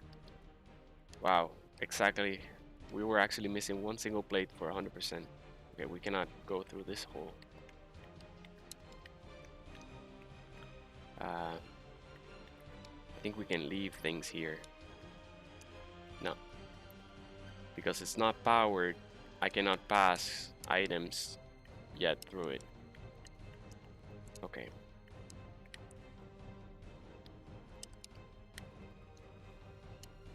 2 computers. I thought I had the computers. Maybe they got damaged when the lightning hit it, and that's why we were missing those components. Those were, yeah, yeah. We had the computers, but good thing. Nice. We didn't have to go pick up stone for that. And now let's get. We're moving. This is gonna be the last. So let's get everything out of the survival kit and as much out of the cargo container as we can. Yes. Nice. This is stage 1 complete with a working turbine, because now over here we have a refiner that we can throw ingots, stone, or anything at it, and build things way more efficiently than in our respawn pod. As well, we have full charge power, so this like the battery runs out of charge, but the wind turbine will always spin, right? So that's when we move our survival kit, we will be able to respawn no matter how long, forever, hey Hazerden, welcome back. Hey Tony, you're back. Yeah, man, I'm back. Good to see you guys. He says, I like making large facilities in satisfactory vendor.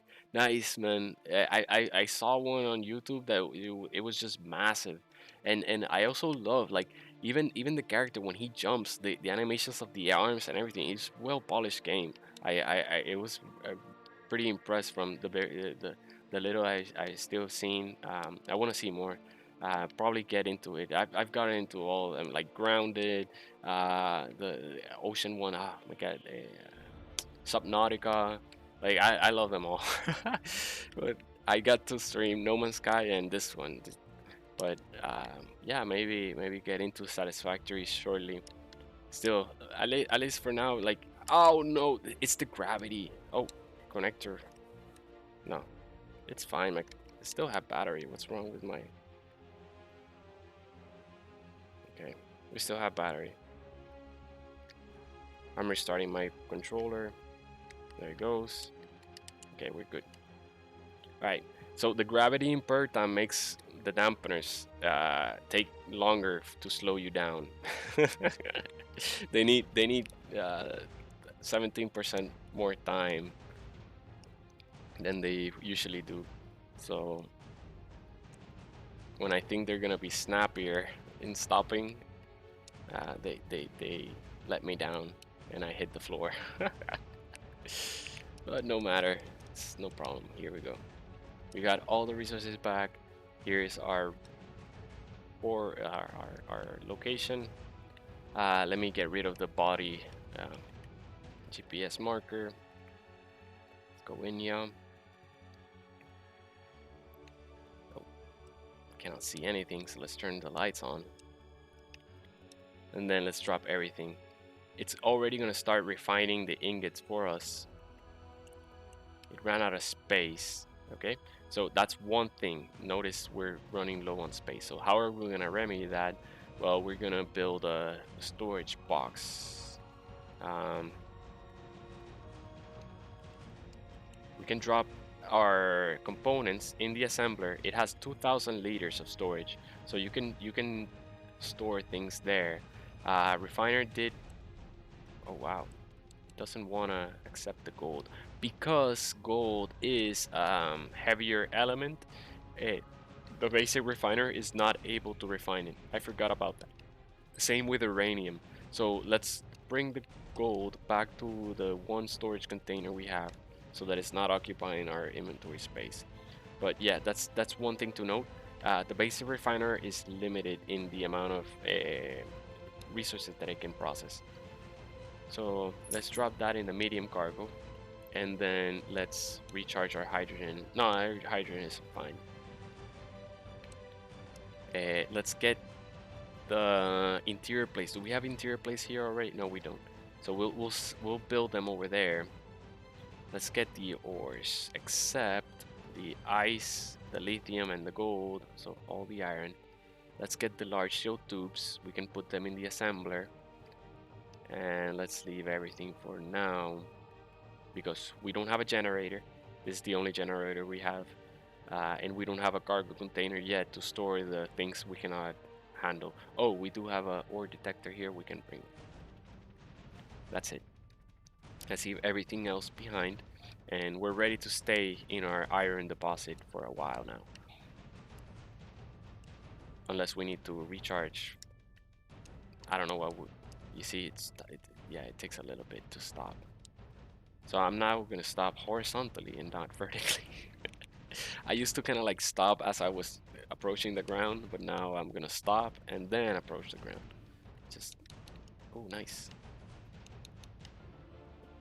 This hole came convenient. It's already dug. Okay, let's drop everything there.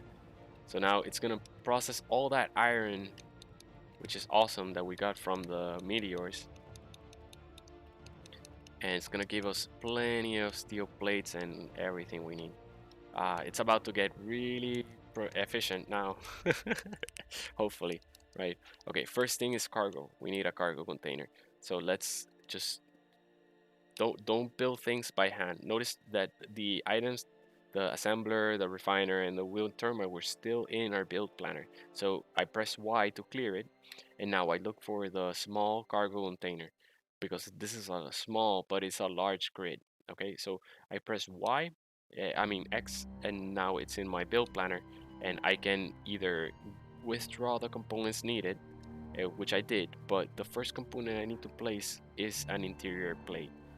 That's gonna let you create the grid, and I have none, so I have to add components from my build planner to the production queue. But since I already withdraw the things that I actually had, it's not gonna add those to the production queue. So it's gonna subtract these that I already have built from the ones that it needs to process, making efficient use of my ingots, so I'm not wasting ingots on components that I don't need yet. Okay, production queue is set, and it's only gonna build the things needed for that storage container, and also it's finished faster, right? Because you don't know, if you just set a bunch of resources, then you have to wait longer until it's done with all those resources before you start, before you're done, you're done.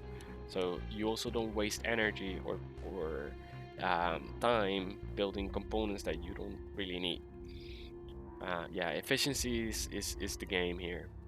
You'll see that later, because even getting out of the planet is gravity well is very challenging in terms of because you're gonna drain hydrogen. You're gonna need hydrogen to get out of it, and it's gonna take a lot of hydrogen to get out of it.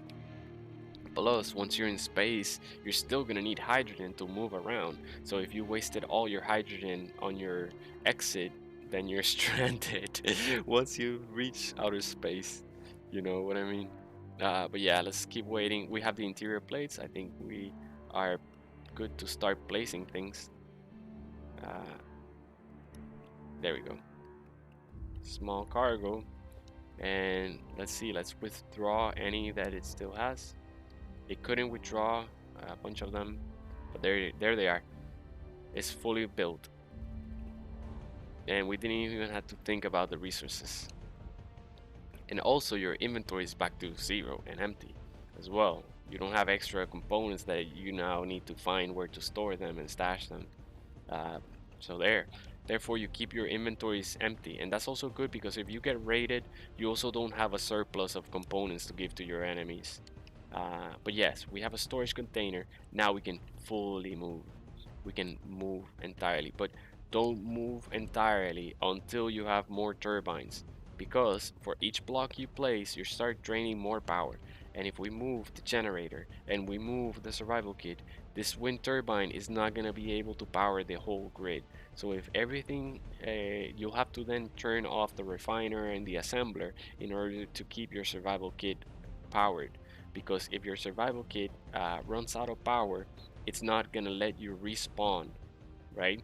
So if this is the only survival kit we have and we have no more power, then everything we've worked on here is lost, because we'll never be able to respawn here again. If we die, we're kind of like stuck. So leave this survival pod as is. Don't touch it. You can get rid of this storage if you want, because now we have storage. So yeah, we can move the ammo, and this is trash. Just we don't even need it really. We can take it with us. That's all trash. Oh, the scrap metal. Your refiner can process that scrap metal. Don't need this extra drill. But yes, everything else, leave it as is. Leave your survival kit there, leave your generator there, and your battery to power them all. Come back here.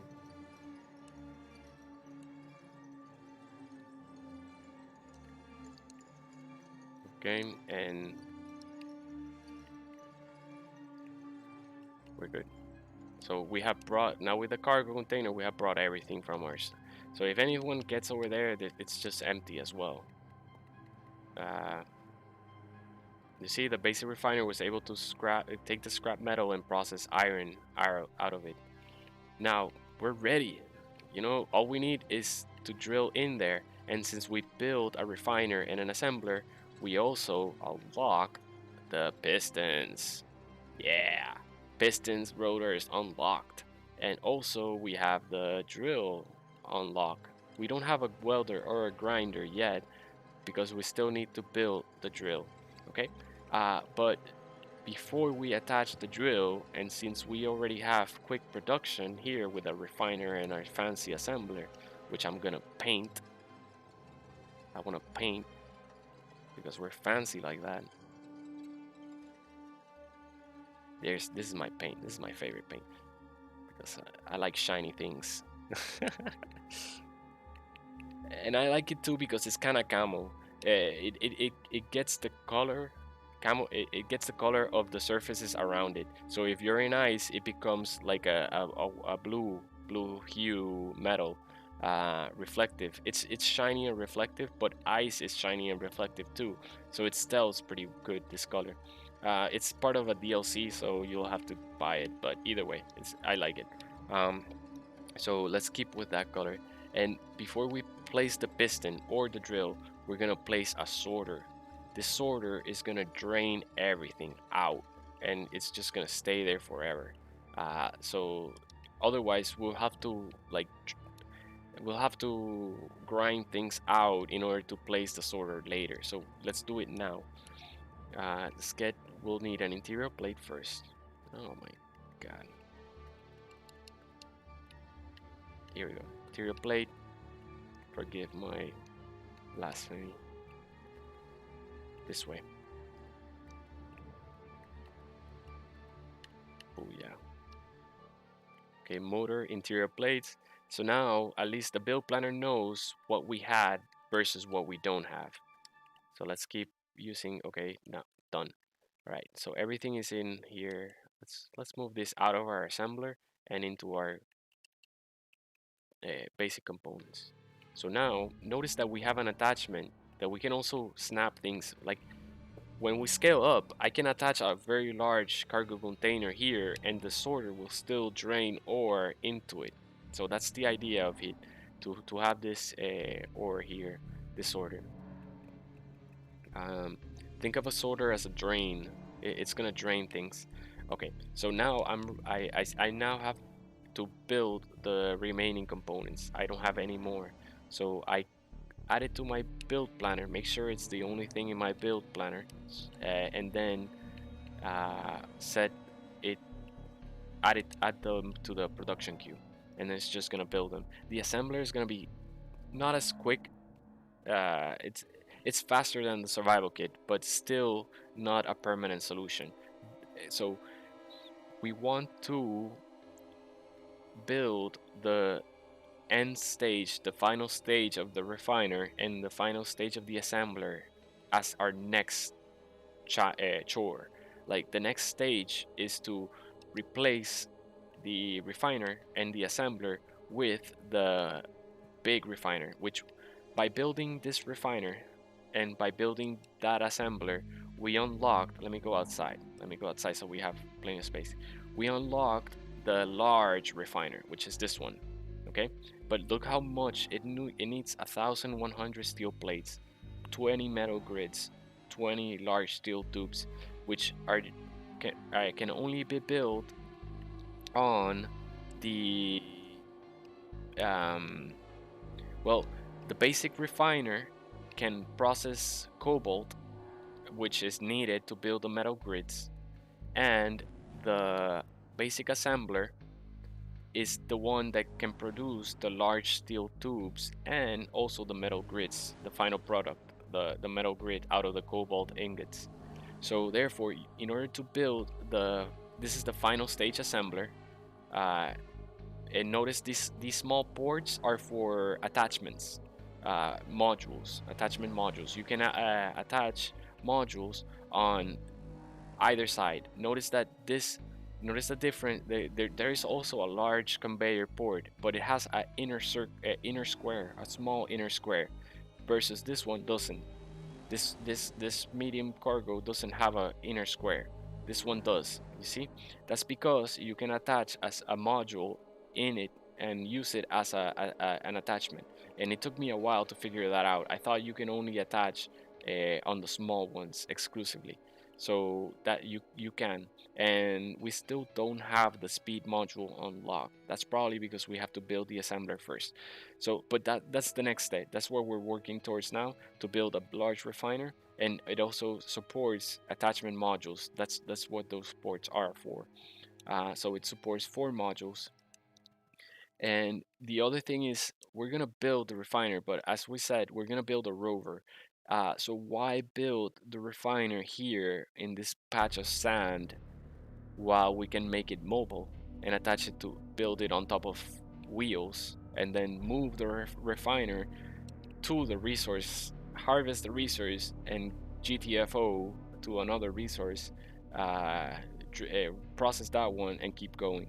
So basically, this is the one station that we need, and we only need it until we're done with our rover.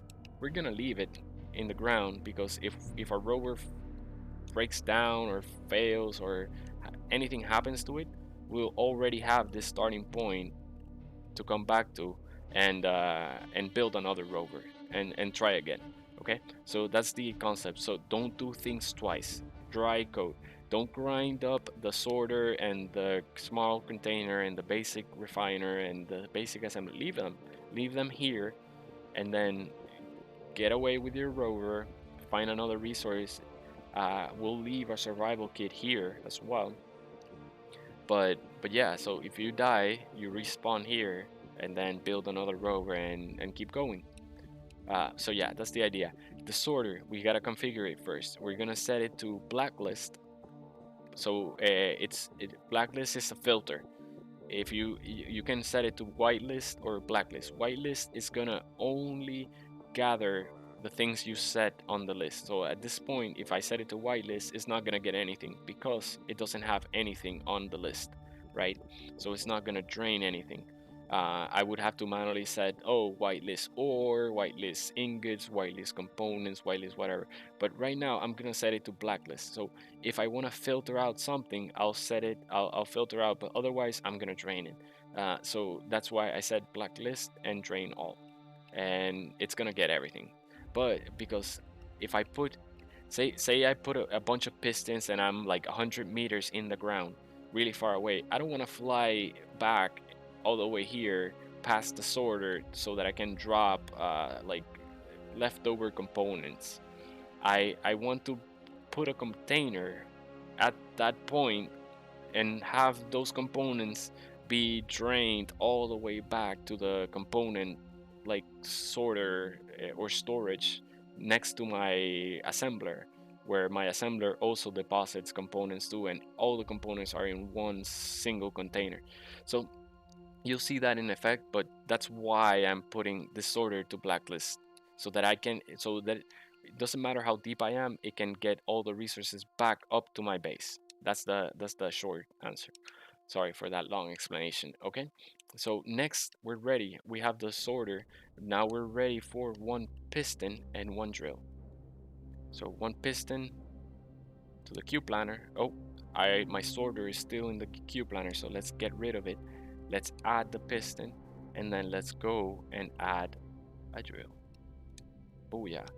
So now we can either pull from, but we're barely gonna have anything, because also we've been only building the things that we need, right?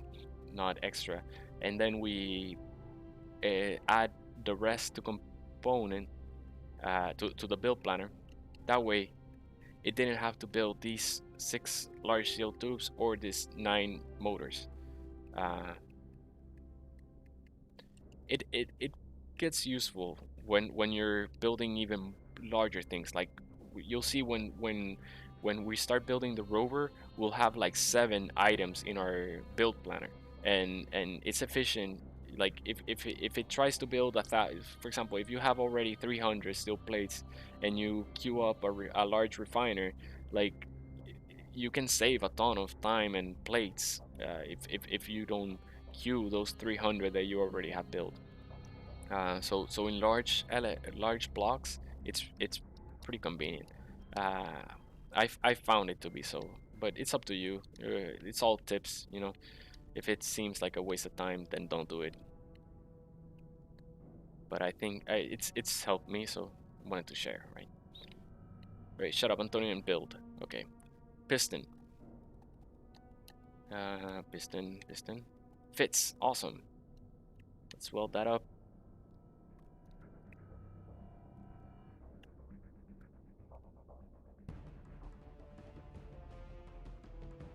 All right. We're gonna have to dig a little bit. I don't want to waste the iron, so I'm gonna use the other bit. Since we have that hole that we built already, it should all fall into that hole and not obstruct the build. Let's just take our time.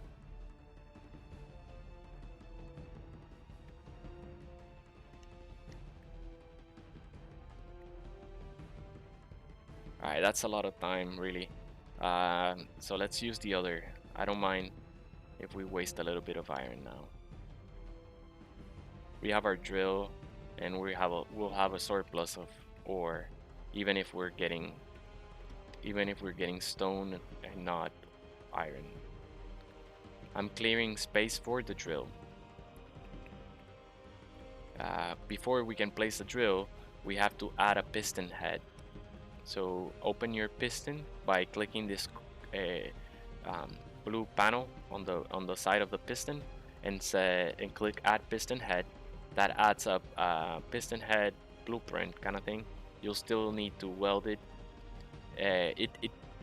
It's gonna be functional with 10 steel plates, but it's gonna be very flimsy and weak. So I would suggest you welding your piston head all the way to 100%. So let's also add it to the build planner. Let's clear it first because it already produced the things for the other components. Alright, and we added it to the queue. We should see it where? It's missing. Missing what? So it's missing iron. It cannot keep building because it's missing iron. So let's just chuck more iron.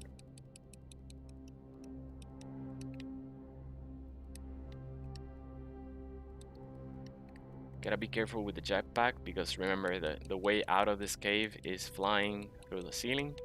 So if we run low on hydrogen, it's gonna be hard to get out.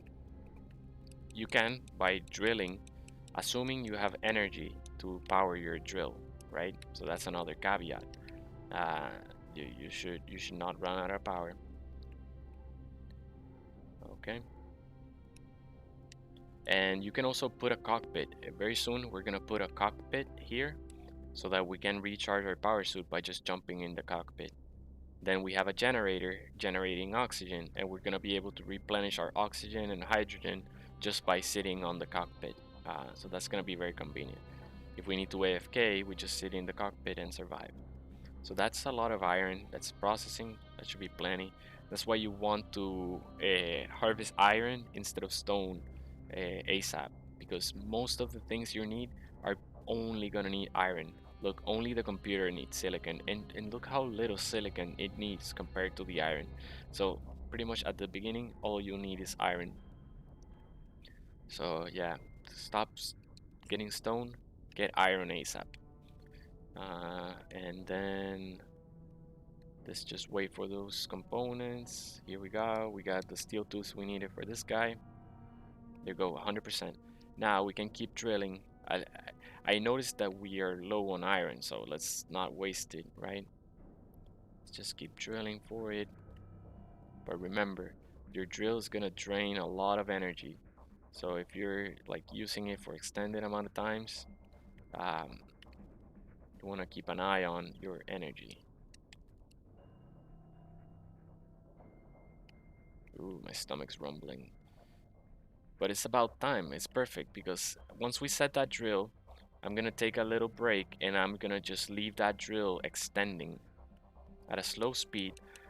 You want a slow speed so that you are able to refine the ore while your drill keeps extending.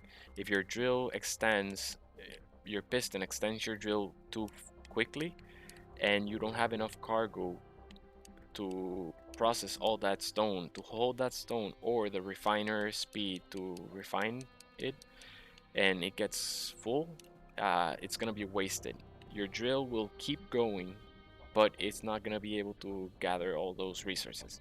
So you'll waste the ore deposit, the iron ingot deposit. Uh, I don't know if that makes sense, but yeah, it's something that will happen.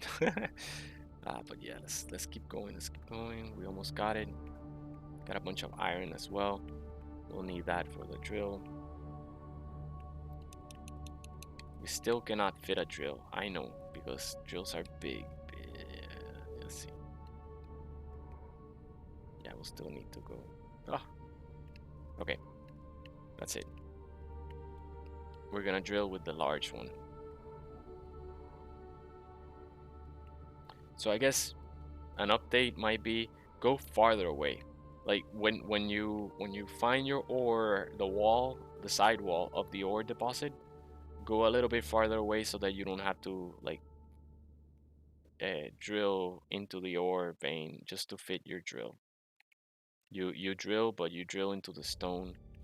But it's not a big deal because there's plenty of iron, and we only need enough to build the rover. After that, we're out of here. But yeah, keep that in mind because if you want to come back to this base at all, then it's not gonna have any iron because I just dug it all out in order to actually fit the drill that I wanted to harvest the ore with. You know, it's kind of like defeats the purpose. Okay, I think that's plenty of space. What's blocking it? Oh, nothing's blocking it. I don't have steel plates. So make sure that sometimes you think, oh hey, it's blocked, but it's not really blocked. It's just that you don't have the plate to build it. In this case, it is still blocked. So I gotta go a bit further forward. Light support's low. Okay, so be careful with that. Here we go. Come on, fit for me. Fit. No, not yet. Alright, and that's because of the drill. Using the drill consumes a lot of energy. Oh no, there's a storm in the surface. That's why you don't wanna delete your pod until you're absolutely ready. And even better, uh, once you have a survival kit already powered in the other place, like some may grind the one survival kit down in order to replace it over there, and that's fine as long as you're sure that it's gonna remain powered. But if suddenly, like you place it, it's powered, and then you start refining ore, and then it runs out of power, if you die, you won't be able to respawn. And you might have thought that you could, oh yeah, my survival kit has power, but then your assembler runs the queue, and then it shuts down because now your assembler is draining even more power. So that's something to note. Okay, let's see, what are we're gonna leave that there, but we are going to recharge our bottle. Let's recharge our bottle here.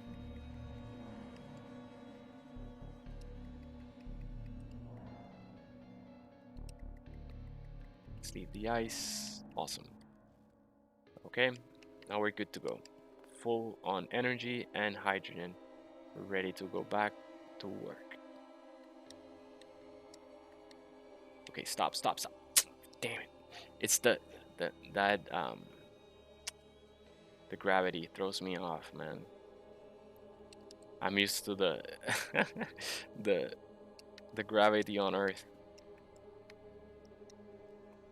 And you wouldn't think 17% is that much difference, but it is. It is. Oh, don't do it again. Oh my god. It's the dampeners. Turn on the dampeners. Oh man. I'm a mess. Alright. Okay, we're here, safe and sound. Change your panels, now I see them. Get my weapon, ingots. Oh man. Wasted all the hydrogen. But it's good. It keeps it challenging. Yep. Here we are. Turn on the light.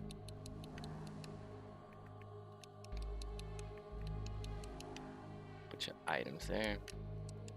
Chuck them in.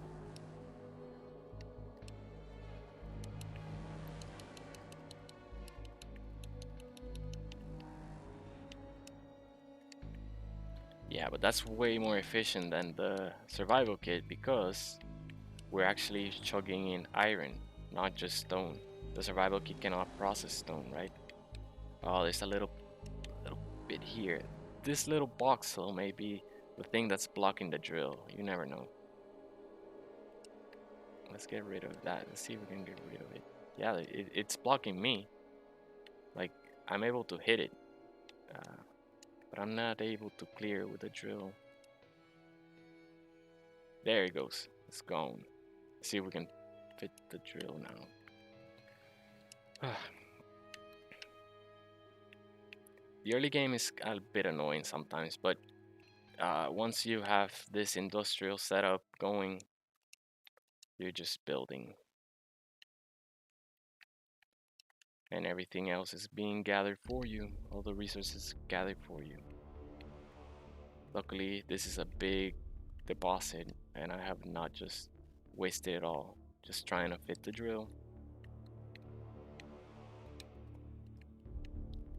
Like, still, man.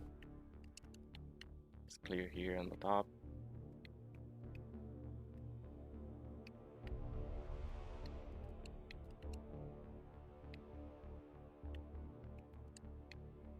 Yeah, that kind of busied me.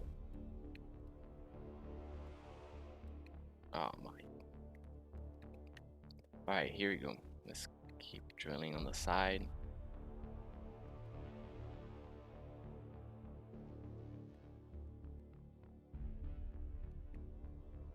Let's see from the front. I guess it's here. This is probably what's blocking it.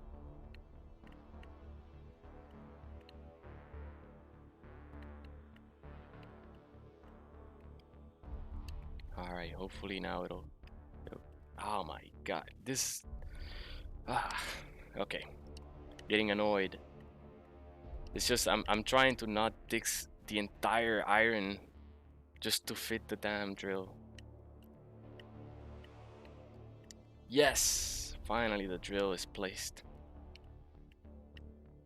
Alright. So now let's add the remaining blocks to the queue, the build planner. Let's drain whatever we have and then set to build the rest if it even needs to. Yes, it does. It will.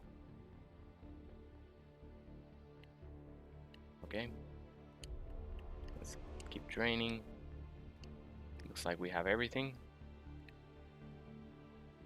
No, we're missing one computer. There it is.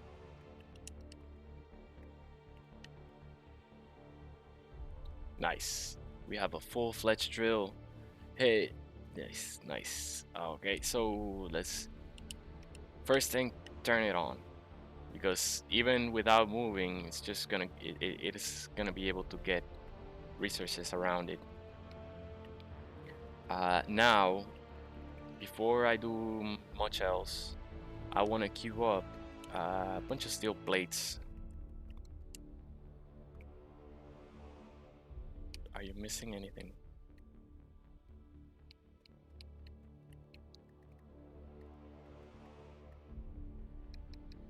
Why are you not queuing up production? Ah, you see, not enough power. That's what I wanted. Okay, so before I do much else, I want more wind turbines. So let's turn off the drill. Not enough power. You should have enough power right now.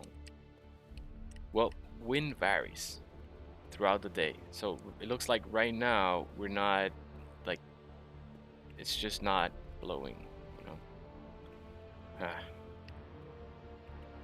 So let's do this. We should probably have enough ingots. Let's go to the control panel. Let's turn off the refinery. And now we should be able to produce. Yes, it's producing. Okay, that's enough steel plates. Stop producing steel plates. Don't waste the very little ingots we have. And now we're gonna get all these steel plates first. Getting dizzy. Yeah, I should get lunch soon. Let's finish this quick and take a lunch break. Okay. So yes, I wanted to weld this guy up. That's fine. Put one plate there, and then we're gonna. We can probably go higher. That's probably why this guy doesn't have enough power. Be careful. No, be aware that we just cut power to the entire facility. Oh my god. Beneath us.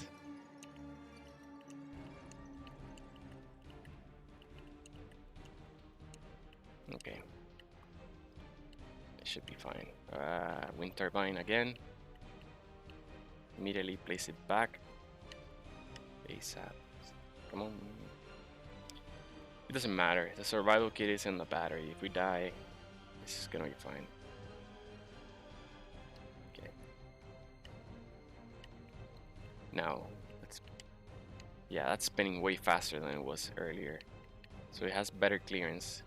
So even on a low wind day, the turbine will produce plenty because it's up here.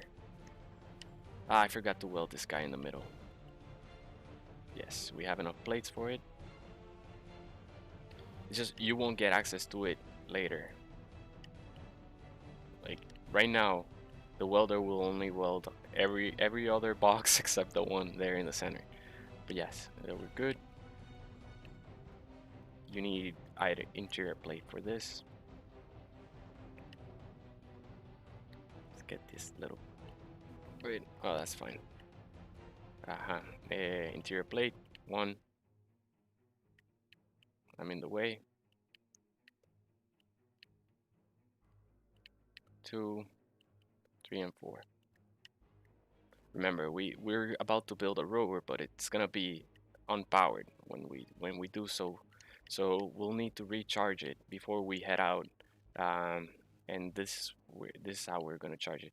Oh, there come the asteroids to destroy the beautiful tower. No, looks like we dodged them. Awesome. Now we have the 4 wind turbines on our build planner. And what we're gonna do, we're gonna go here. First, we're gonna drain all, and then we're gonna put them on the queue. And now it's gonna build only the things we need.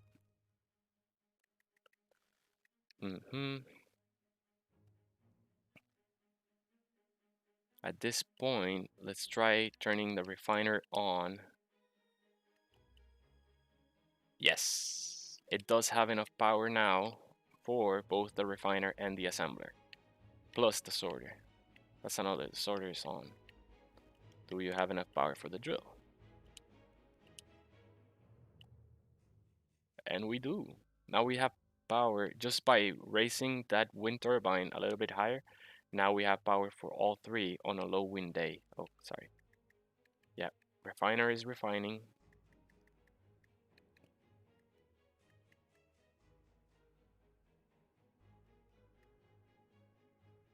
Yeah, that's it. So we get a bunch of the components. They're still building. Gotta wait for them to build.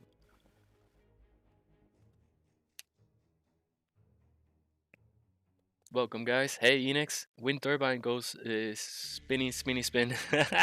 Yep, nice. That's what's up. But yeah, wind turbines are really efficient, especially in Mars and this Perth time because of the storms. Like there's a lot of dust storms, and when it does, you'll see them. They're gonna spin so fast. It's crazy. Like they max out their energy production during a storm, so you'll be able to replenish your batteries. So it depends on which planet you are in, whether you go like solar or wind. But a combination of both is also good because your wind will charge during the nighttime and your solar panel will charge even on a low wind day. So that's that way you're guaranteed your facility is gonna stay powered, and that is a very important thing because in a public server there is a trash collection system that will remove any grid that it detects that's unpowered. So if your grid runs out of power, your batteries are at zero, all your batteries are at 0%, and you leave the distance, like a player leaves for like I don't know how many kilometers it is the distance, it'll consider that as a forgotten and abandoned structure, and it'll remove it so that it clears up memory space, right, from the server for actual components that are meant to be there. But yeah, just be careful, keep your grids powered on. All right, so let's try to get our components back. Notice that I couldn't access the components when I was accessing the drill. That's because of the sorter. This is a one-way sorter. Well, all sorters are one way, but so I can get resources from this side to this side, but not the other way around. So I have to access this cargo container in order to get the components. Here they are. So that's as much as we can carry. Let's fly up.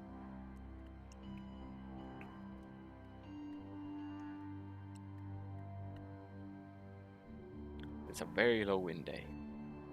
That's why we need plenty of them. Plenty of these turbines.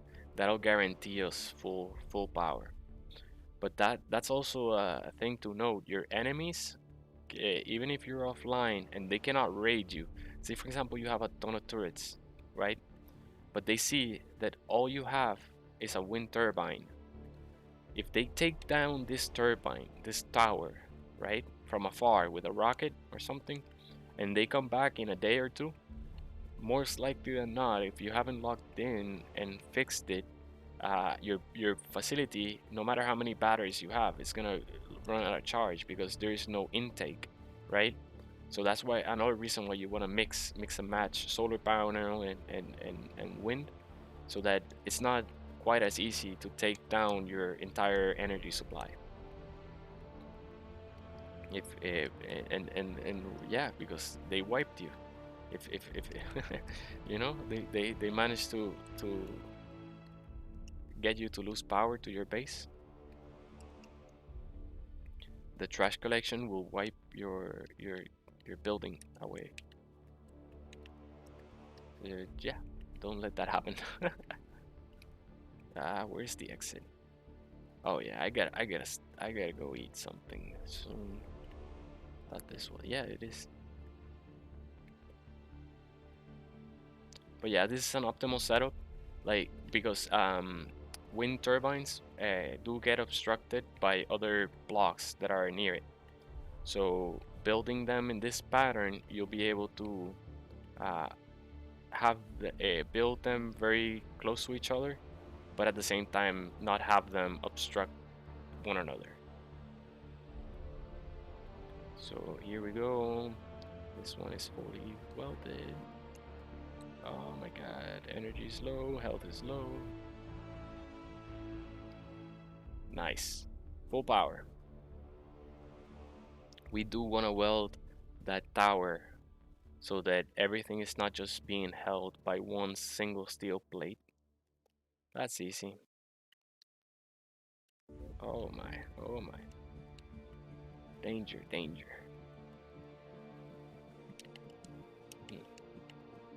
At this point, you could safely move the survival kit from one base to the other. But do keep in mind that the only thing keeping this pod or X pod together is the landing gear that's attached to the survival kit. So if I remove the survival kit, everything comes apart, right? So yeah, for now, I leave it. Nah, I guess you should take it. You should take it in case a meteor hits your survival kit. It's better that it's underground than if it's over here. But I guess well, no. Yeah, yeah. Let's do it.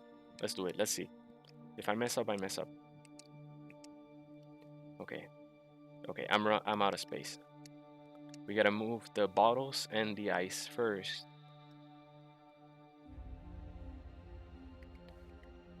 Let's do one thing.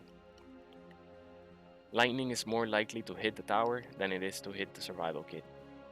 Okay, I think we can start pushing into the mine as well. So let's do that. Piston set on velocity. We're gonna set it on 0.007 and then just leave it. All right. Okay, and now what are we gonna do? We're gonna get steel plates. We're gonna make a lot of them. Well, no, we're not gonna make that many because we don't have that much cargo yet. So let's just make 200, right? Well, that's make building, and my inventory is clear, which is not. I still have bottles. Ooh. I'm gonna bring a little bit of ice because my hydrogen is low. And I brought all the ice with me.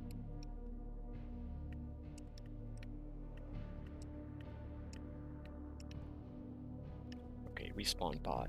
Where are you? Oh wow, hydrogen is very low.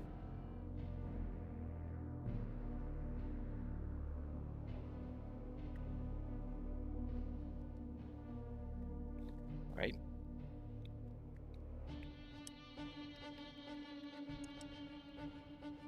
Nice. Yeah, remember, once you get this generator off, there's no more generator. Hmm. Let's do it. Let's move it. Oh, before you move it, you can grind it and then fix it, and you should learn some components. Did we? No, we didn't. Okay, well. Medical components are heavy, so make sure you have enough space before you do this. You see how everything came apart? We're gonna carry as much as we can.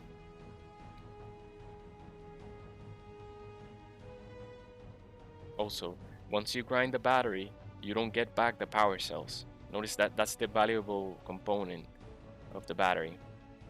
You don't get them back. Alright, we're done. What is this? Tools, crap, trash. Right, we're done. Right now, if I die, you gotta be careful. If you die, there's no survival pod to respawn. So I'm not gonna fool around with the jetpack thing, okay? I'd rather walk it a little bit, slowly get there. We have hydrogen? Yeah, we have hydrogen. We good? Chill. Antonio, chill. You're gonna do this. You're not gonna have to start again. But that's why I suggest, if this is your first time, just place a survival kit in the other place, in the new place. Don't move the one you have. That drill can kill you. Don't touch the drill. Okay? First things first, put a survival kit down. On this side of the storage, any side of either side of the storage. There you go. Booyah. Done. Welded all the way to 100%. And now you'll be able to survive here and respawn directly in your drill. And also, there's no more survival pod in the surface to give your position away. Enex, wind turbine. Oh, yep. Yep. Ah. Now we're chill. We're good. But we don't have a generator. So that's one thing we're gonna want. Let's do that now. Let's put a H2O2 generator and let's have it an opening face us so that we can easily access it. And we have almost everything we needed. And we have plenty of steel plates here. So all we need is 2 motors.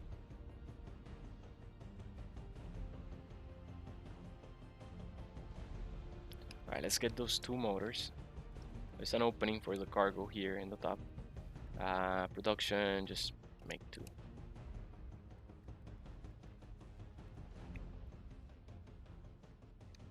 Drill is drilling, nothing's full. And we got O2 generator. That's already gonna drain automatically the ice, and it should get the bottles. I don't know why it didn't get the bottles, but let's leave the bottles in here so it doesn't occupy storage for our cargo. Okay, so now we can refill our bottles and we're good. And also now we are ready for the cockpit because it's gonna be even more efficient if we don't even have to carry the... Oh, we cannot build a cockpit. Why? Because we need a landing gear. I forgot that. One of the things you want to grind down and rebuild and grind back up together is the landing gear. Oh my god. Now I don't want to build a large grid. landing gear. So I'm gonna press LB and X so that I can build a small grid landing gear.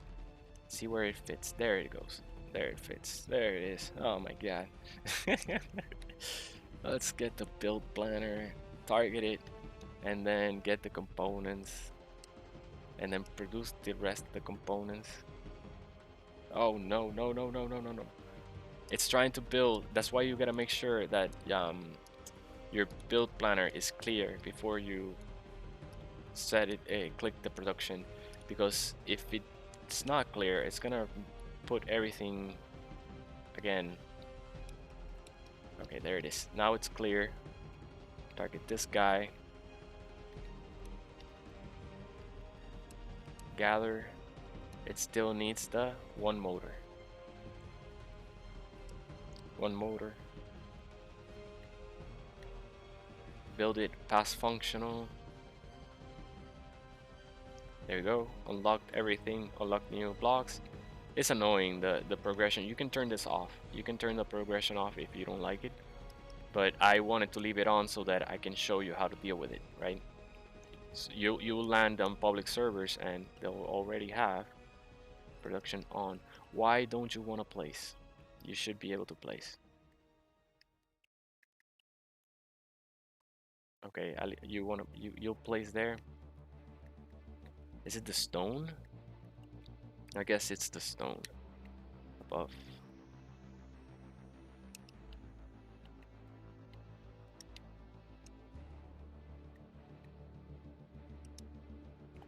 Let's make a little bit of room. See if we can fit the cockpit in. What's wrong? Why? Should be able to place. There's something here. Sometimes there'll be loose objects that'll block it.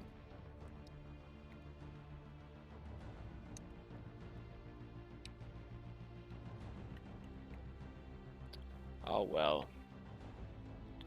I'll build it on the side because apparently it doesn't want to build here. Doesn't matter. The only effect is our character is gonna be sideways.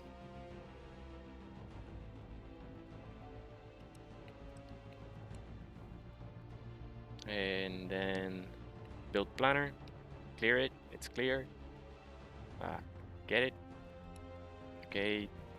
Get all, withdraw for build planner, and then put to production what we don't have. Okay. Now let's wait until it's done.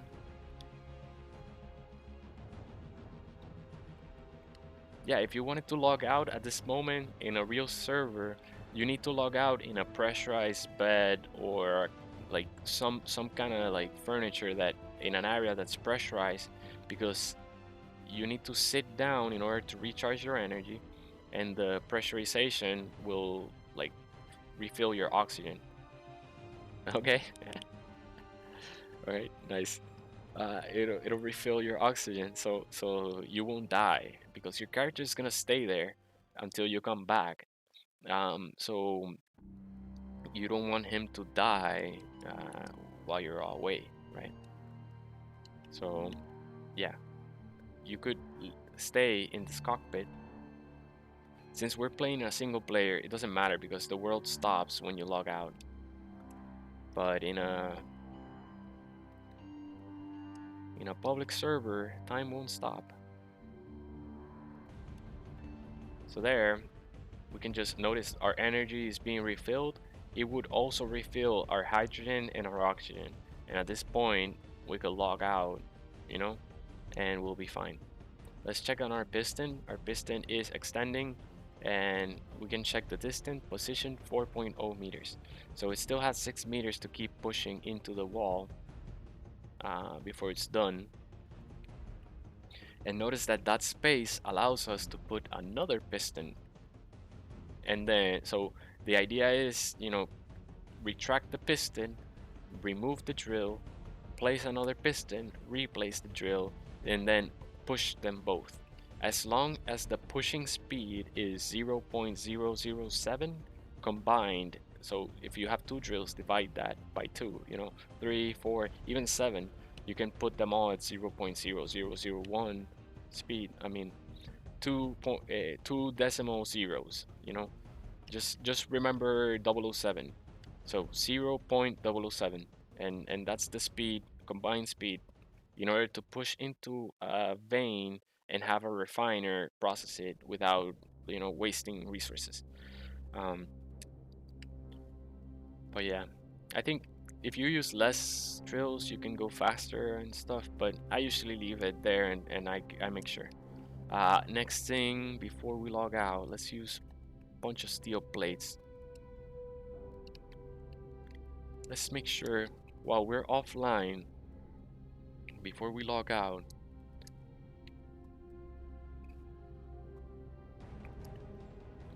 that our tower is gonna stay up, because if a lightning bolt hits it, it's all gonna come down. It's only held by one steel plate. Each of these. Oh no, not 1,000.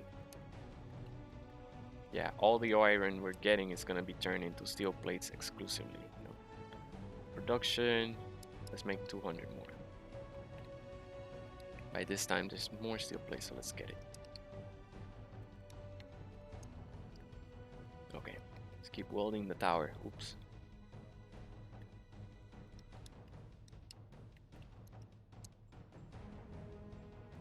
Yeah, you do want to weld the tower, especially when there's lightning. On Earth, you can get away with just leaving it on one plate. It's a lot of plates. But you see, look how easy these come apart. Just point it. Yeah. Oh my, we ran out of hydrogen.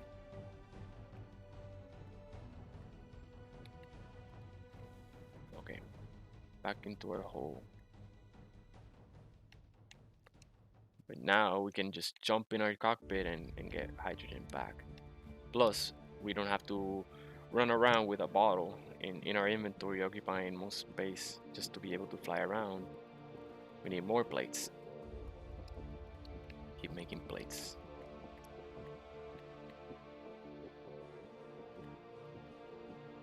Permanence. Trying to make things a little bit more permanent than they are. Nothing is permanent though in survival games. That's something that you learn the hard way, right? Especially in PvP, when you get wiped, you have to make that first choice. Do I rebuild again or do I quit? You don't quit, you rebuild. You always rebuild. That's the part of the game. But that teaches you non-attachment. Like, I remember the first survival game I played kind of was Ark. And I was attached to even the Velociraptor. That first Velociraptor, that first Pteranodon that I tamed.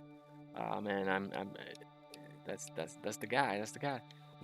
Forever. I'm always gonna have this Pteranodon, right? I named it. Put a saddle on it. Next day it's dead. Got killed by a Perlovia or something. Yeah, that's how you learn. More plates, more plates, more plates. More plates, lots of plates. That's why you want to drill. That's why you want a piston and a drill. Then the cool thing is, eventually you can just shift the direction of the drill. You just shift it to be sideways and then push it again, and you don't even need a second piston. Now you're drilling this whole side of the iron wall, and then you're done with that. You retract it, shift the drill to this side, and then you drill all the side of this side. By that time, you have plenty of space, to put more pistons and drills and start digging, and eventually you have a big chamber underground, and no one knows that you're there because all they'll see is this massive tower. That's the only giveaway, this big tower. So that's why I don't like wind, because wind gives you away. It's like for miles away around, they can see this big tower. Yeah, that's one thing. What else? What are we? We have enough plates. We're still making plates. We're not making plates.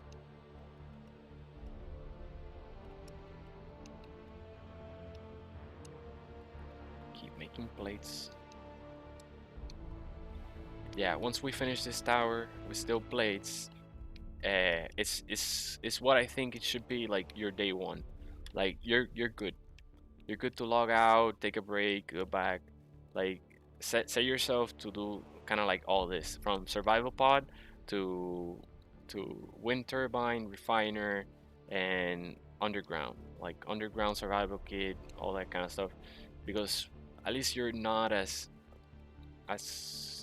exposed as in a survival kit out in the open. You know, ideally, if you have a group of people, you take a weekend and you build the rover.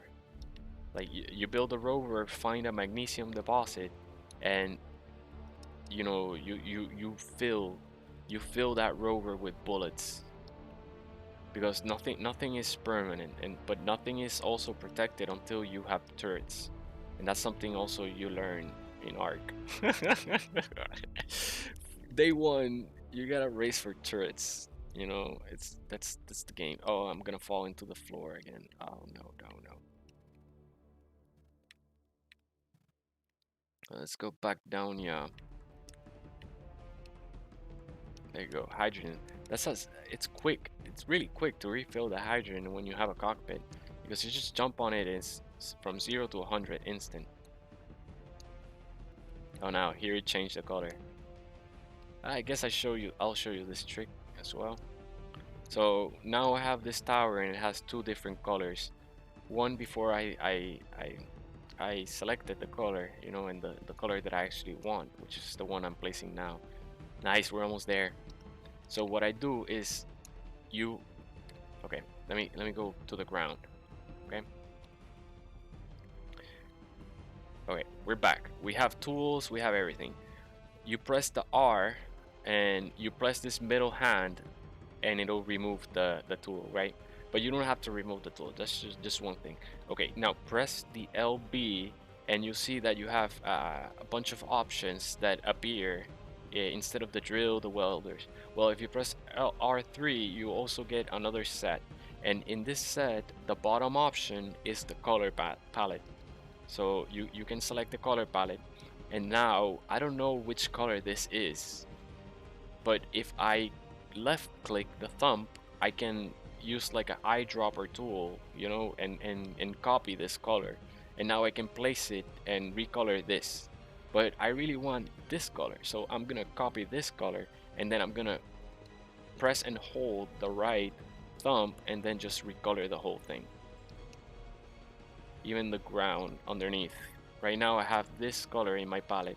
So that way, even if you load someone else's blueprint and they have a custom color there, you'll be able to like build around it and use it as your own, because you'll be able to copy it from the color palette. Oh, we're out of hydrogen. So yeah, that's one thing, pretty much like day one starter thing. You want to know how to color things. Okay, more plates. Give me more plates. Give me all the plates. Okay, more plates. Build. Yes, you're still building. Right, right, right. So here we go. Let's finish up. Alright. Well, look, that's how fast we got, and obviously it's even quicker without the explanations. Let me land on here so I don't waste hydrogen. Oh, we need more steel plates. Yeah.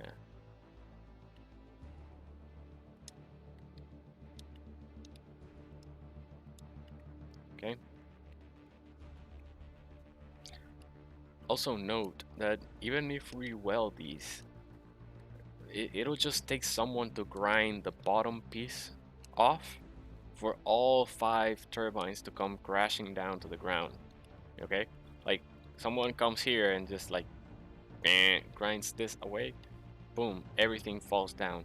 Also note that if your base was built below that turbine and they grind it off, this is gonna come down with a massive velocity, and it's gonna wreck the base underneath it. So if you wanted to build a base, build it away from the turbine.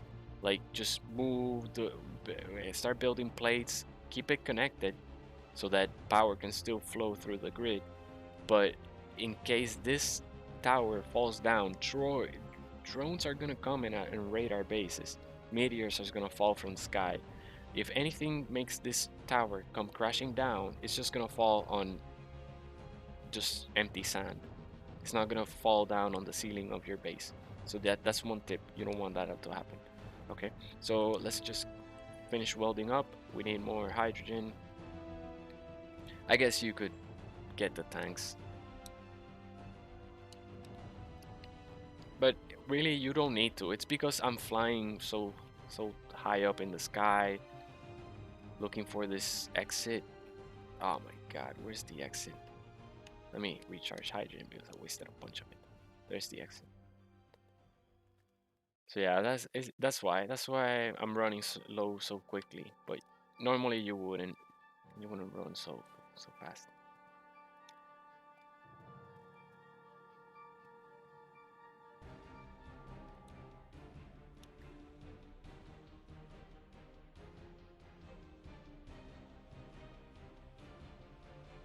Nice. We're done. We have a fully welded. Oh wow, why am I dying? Oh, because oxygen is way too low up there, or maybe because of the storm. But look, in a perfect timing because a storm just came in and lightning is starting to strike. And also, I want to take advantage of this storm before I log out, and I'm gonna show you how. So this is a good thing. Before your day one is over, place down a battery. Place down a battery and have it start charging. Place down one, place down 20. No, don't place down 20, but you know, 2 or 3, as many as you can, is gonna be good. You'll be able to, as soon as you build that assembler, you'll be able to start placing batteries. Let's see if we can place those 4. No, it's gonna be a lot of resources. Let's place 2. 2 batteries is fine. That's gonna take a few hours to charge. Um, 1. Wait, build planner is not clear. 1, 2, into the build planner, and queue and withdraw first, and then build. There it goes.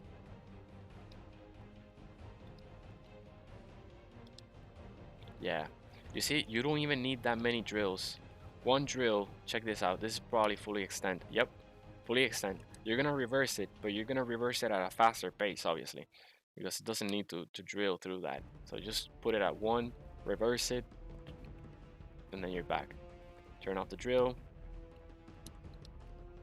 Okay, so that's done. We're good. Look, still has a bunch of iron that's still draining. It's not okay. Don't grind it yet because it still has a bunch of stone and iron inside that the refiner has not been able to drain out.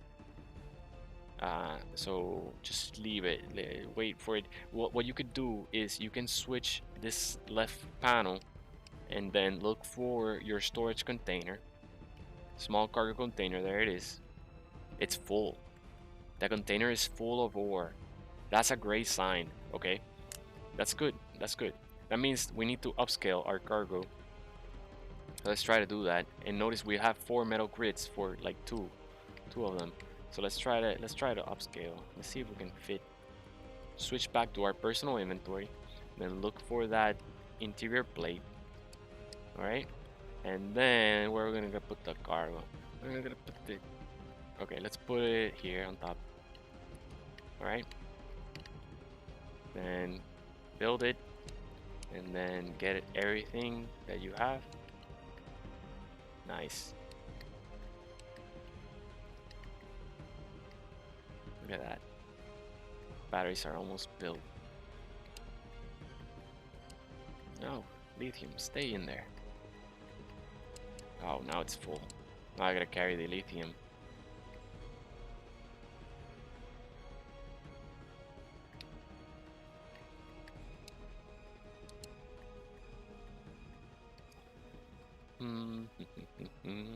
Metal grid.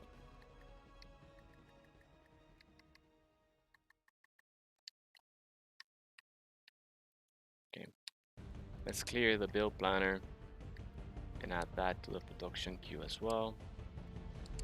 Yeah, we're gonna have to carry that.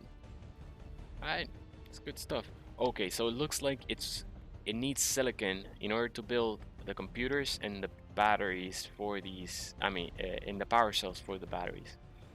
So let's wait until it finishes with the things needed for the cargo. I don't think it's gonna need a computer for the cargo. It might.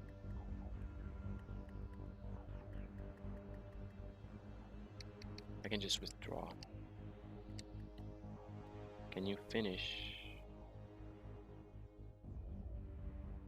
Fully functional? No. You need a display. Where are we gonna get a display? Who's gonna give me a display? No, you're not gonna. Not the survival kit. Nope.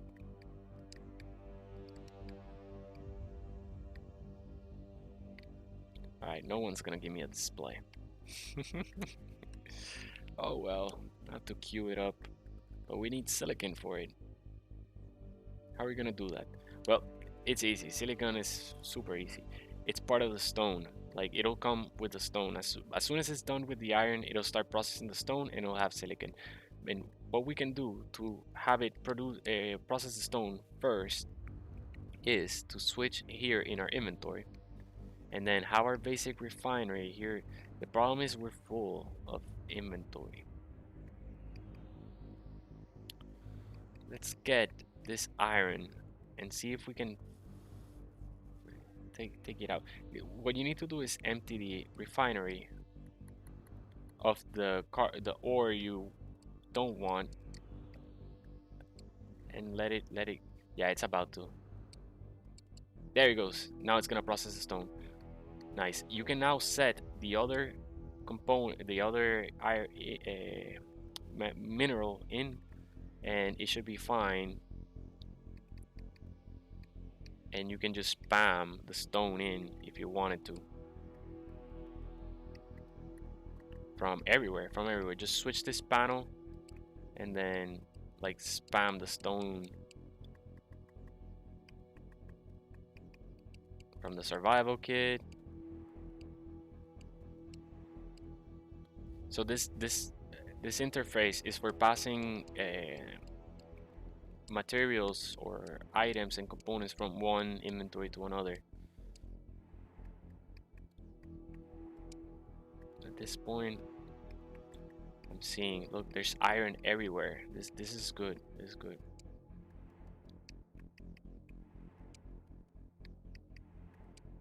Nice.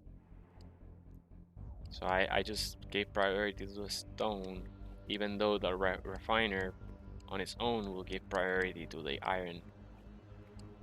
That allows the silicon to be produced so that we have display and computers. There it goes. Done with the stone. Production is going.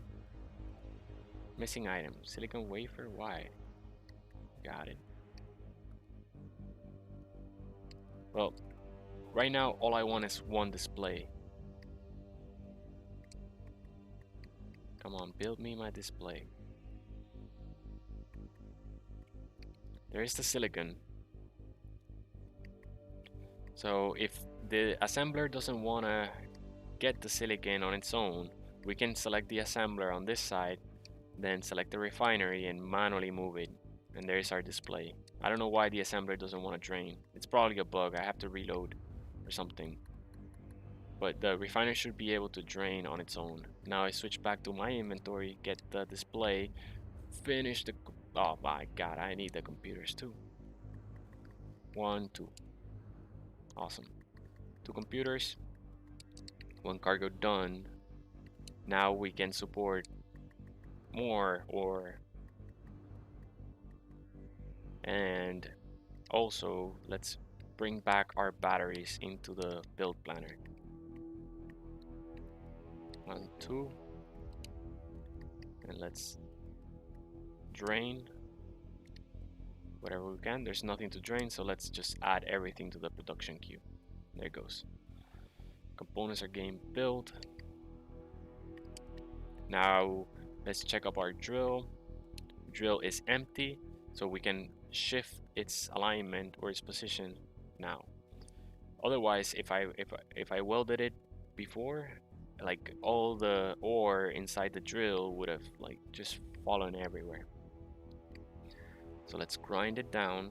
Notice my inventory is empty because the drills have a lot of components to them. Let's drop the steel. Oh wow, it's already full. Oh no, wrong inventory. Here we go. This one is empty. Good, should be. All right, so that's done. Let's get the rest. We got it. We got it all. Now, all we have to do is rearrange the drill, but we need to again clear space. So we're gonna clear all this area. But you see, you first push forward so that now that the drill is gonna be sideways, like it doesn't catch at the wall, you know, it still has room forward for it to extend, and the drill will be like gathering the sidewall. So yeah, pistons and rotors are your friend, okay? Yeah, if not, you'll just be drilling manually.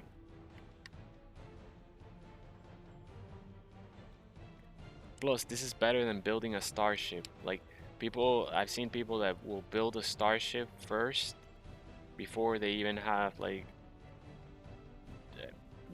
a manual drill, and everything is they're gathering by hand, and I'm like, no, no, no, you know, um, it's fine, single player, but if you're being hunted,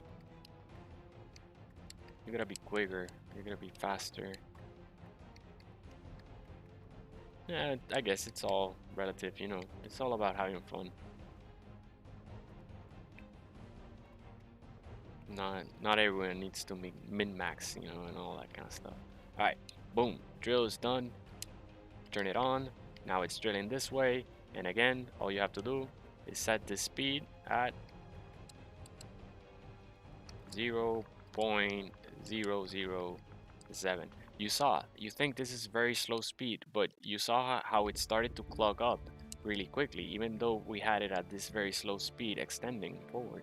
So just, you know, be patient, leave the drill at a slow speed because it's still gathering a bunch of resources, the same amount that the refinery is able to process, you know. So you're still going to be producing at the same speed, um, but you're gonna be able to stay here for longer times, since you'll still have a ton of iron to keep digging out. Nice, power cells are getting built. Yeah. Okay, withdraw components. It's gonna be heavy, heavy, heavy, heavy. Power cells gonna be heavy. But yeah, you need to get underground. Storms, meteors, deadly. It's no joke, no joke. There you go. Nice. By building the battery, you have unlocked new blocks. So that was important. Get a battery to be built so that you get unlock other things like, I think you, let's see what we unlock. I think we got timer. Look, we almost have everything unlocked. Hinges, rotors, we got remote control, we got the store, we got buttons. We still don't have the sensors and the timer blocks. Ah, we have illumination. Illumination.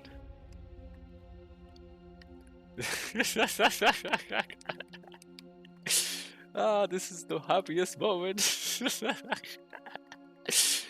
No more. Let there be light, said the wisest.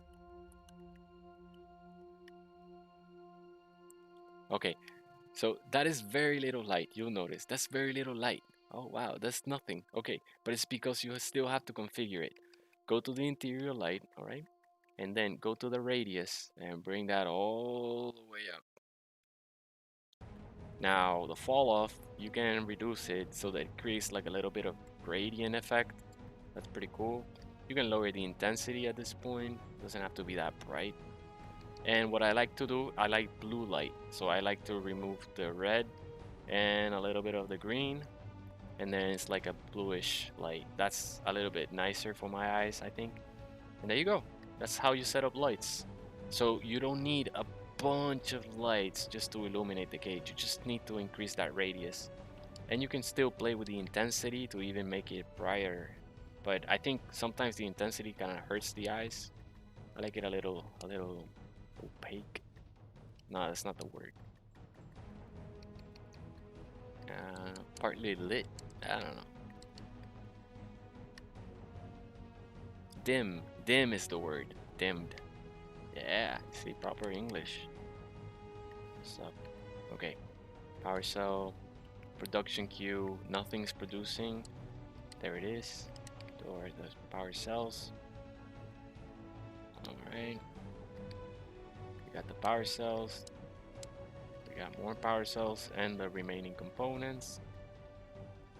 We still need 2 more components, which are the 2 ones that we use for the lights. That's the thing about using exact build planner counts.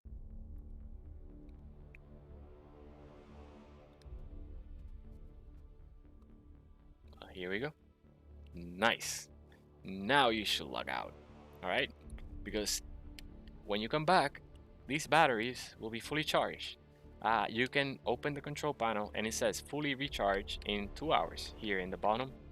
And you can see the input, the output, what's the max stored and the max output. So maybe we can probably build 2 more. If it only takes 2 hours to recharge, if we put 4, then with 2 more batteries, then it'll take 4 hours. So we're charging for the entire AFK duration or something like that. You know what I mean?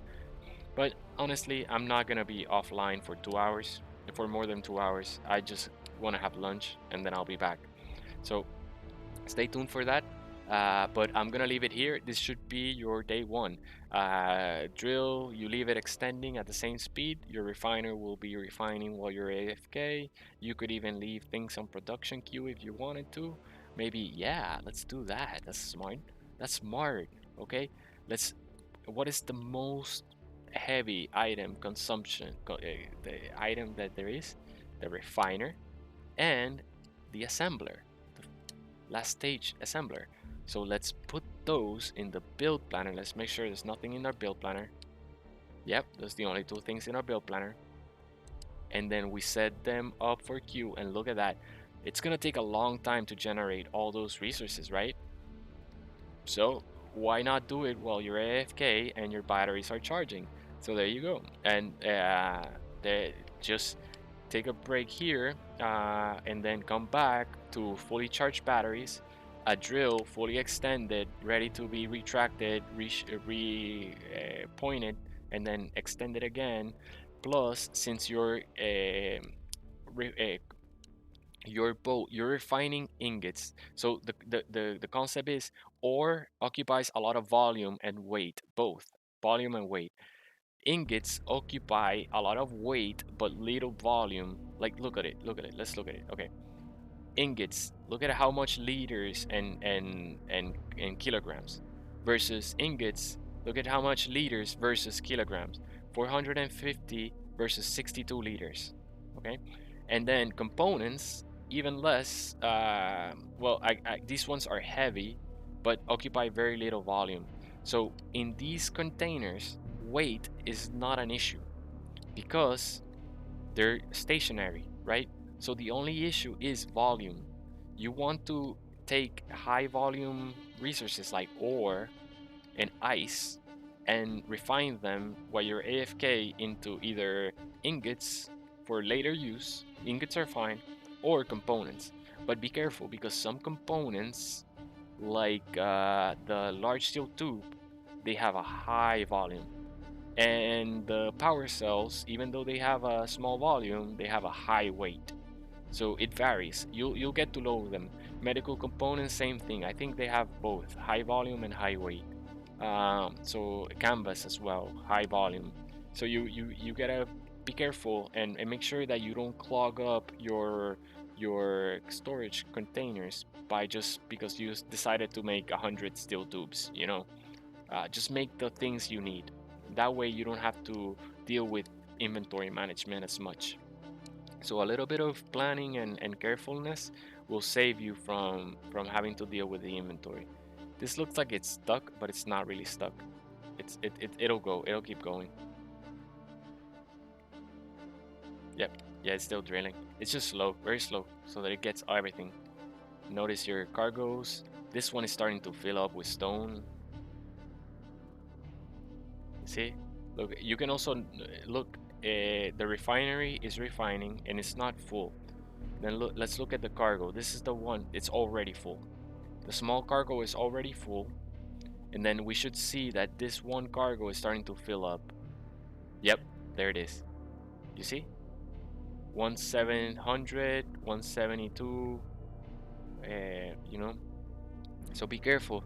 And you can see, you can look at the volume to note the rate of speed, that these are filling up. I think we'll be fine because they're filling up at a slow speed. The refinery is refining pretty quickly. We can probably slow down the piston even further than 0.07 to make sure that we're not gonna exceed the amount of cargo that we can support. Okay, and because there's plenty. Look, there's plenty of area to keep drilling. So I'm gonna do that. I'm gonna just before I log out, I'm instead of 0.07, I'm gonna put 0.004, kind of like, or let's say it's 3.5, half of that, half of that. That'll guarantee that will not exceed the cargo capacity. Also, note we're making components too. That's the thing. So yeah, we will not exceed the cargo capacity, and at this point you're good to go. Just before you log out, just make sure that you log out here in your cockpit. Okay, boom, world saved, and you're good. Just log out here because you will be recharging your suit. You're recharging the hydrogen and the oxygen, and your character should be here when you log back in. Or I'm not I haven't done it yet really because like I usually let the guy die and always respawn, but yeah, it's not an issue. In case the cockpit doesn't work, you'll need to build a pressurized room and use a couch. Look for the couch here. You'll need to, I don't know what you'll need to be. Oh, you'll need to build first an interior wall. So just place an interior wall anywhere so you unlock the engram. This is not arc, they're not called engrams. But yeah, place an interior wall and then you'll get access to the couch. And then the couch, also notice that in the selection it has three options. One is the bed, one is the couch, and one is the corner couch. Just place a bed and then activate the bed and you'll be good to log out there. But I'm pretty sure the cockpit works just as well as the bed because it's a pressurized chair. And you can log out here and we'll figure out when we come back. So I'm gonna leave it here. Thanks for watching. Hope you liked the getting started day one video. Please make sure to like, subscribe, hit the notification bell, and we'll be back shortly after lunch break to do the rover, build the rover, because you should get up in mobile as soon as possible to avoid detection. Pick a remote location, a location away from the spawn points where the new players spawn, and it's kind of like hidden away, hard to find, hard to see. So yeah, that should be good. But yeah, hope you enjoyed. Again, see you soon. This is Tectonic signing out. Have a good day, guys.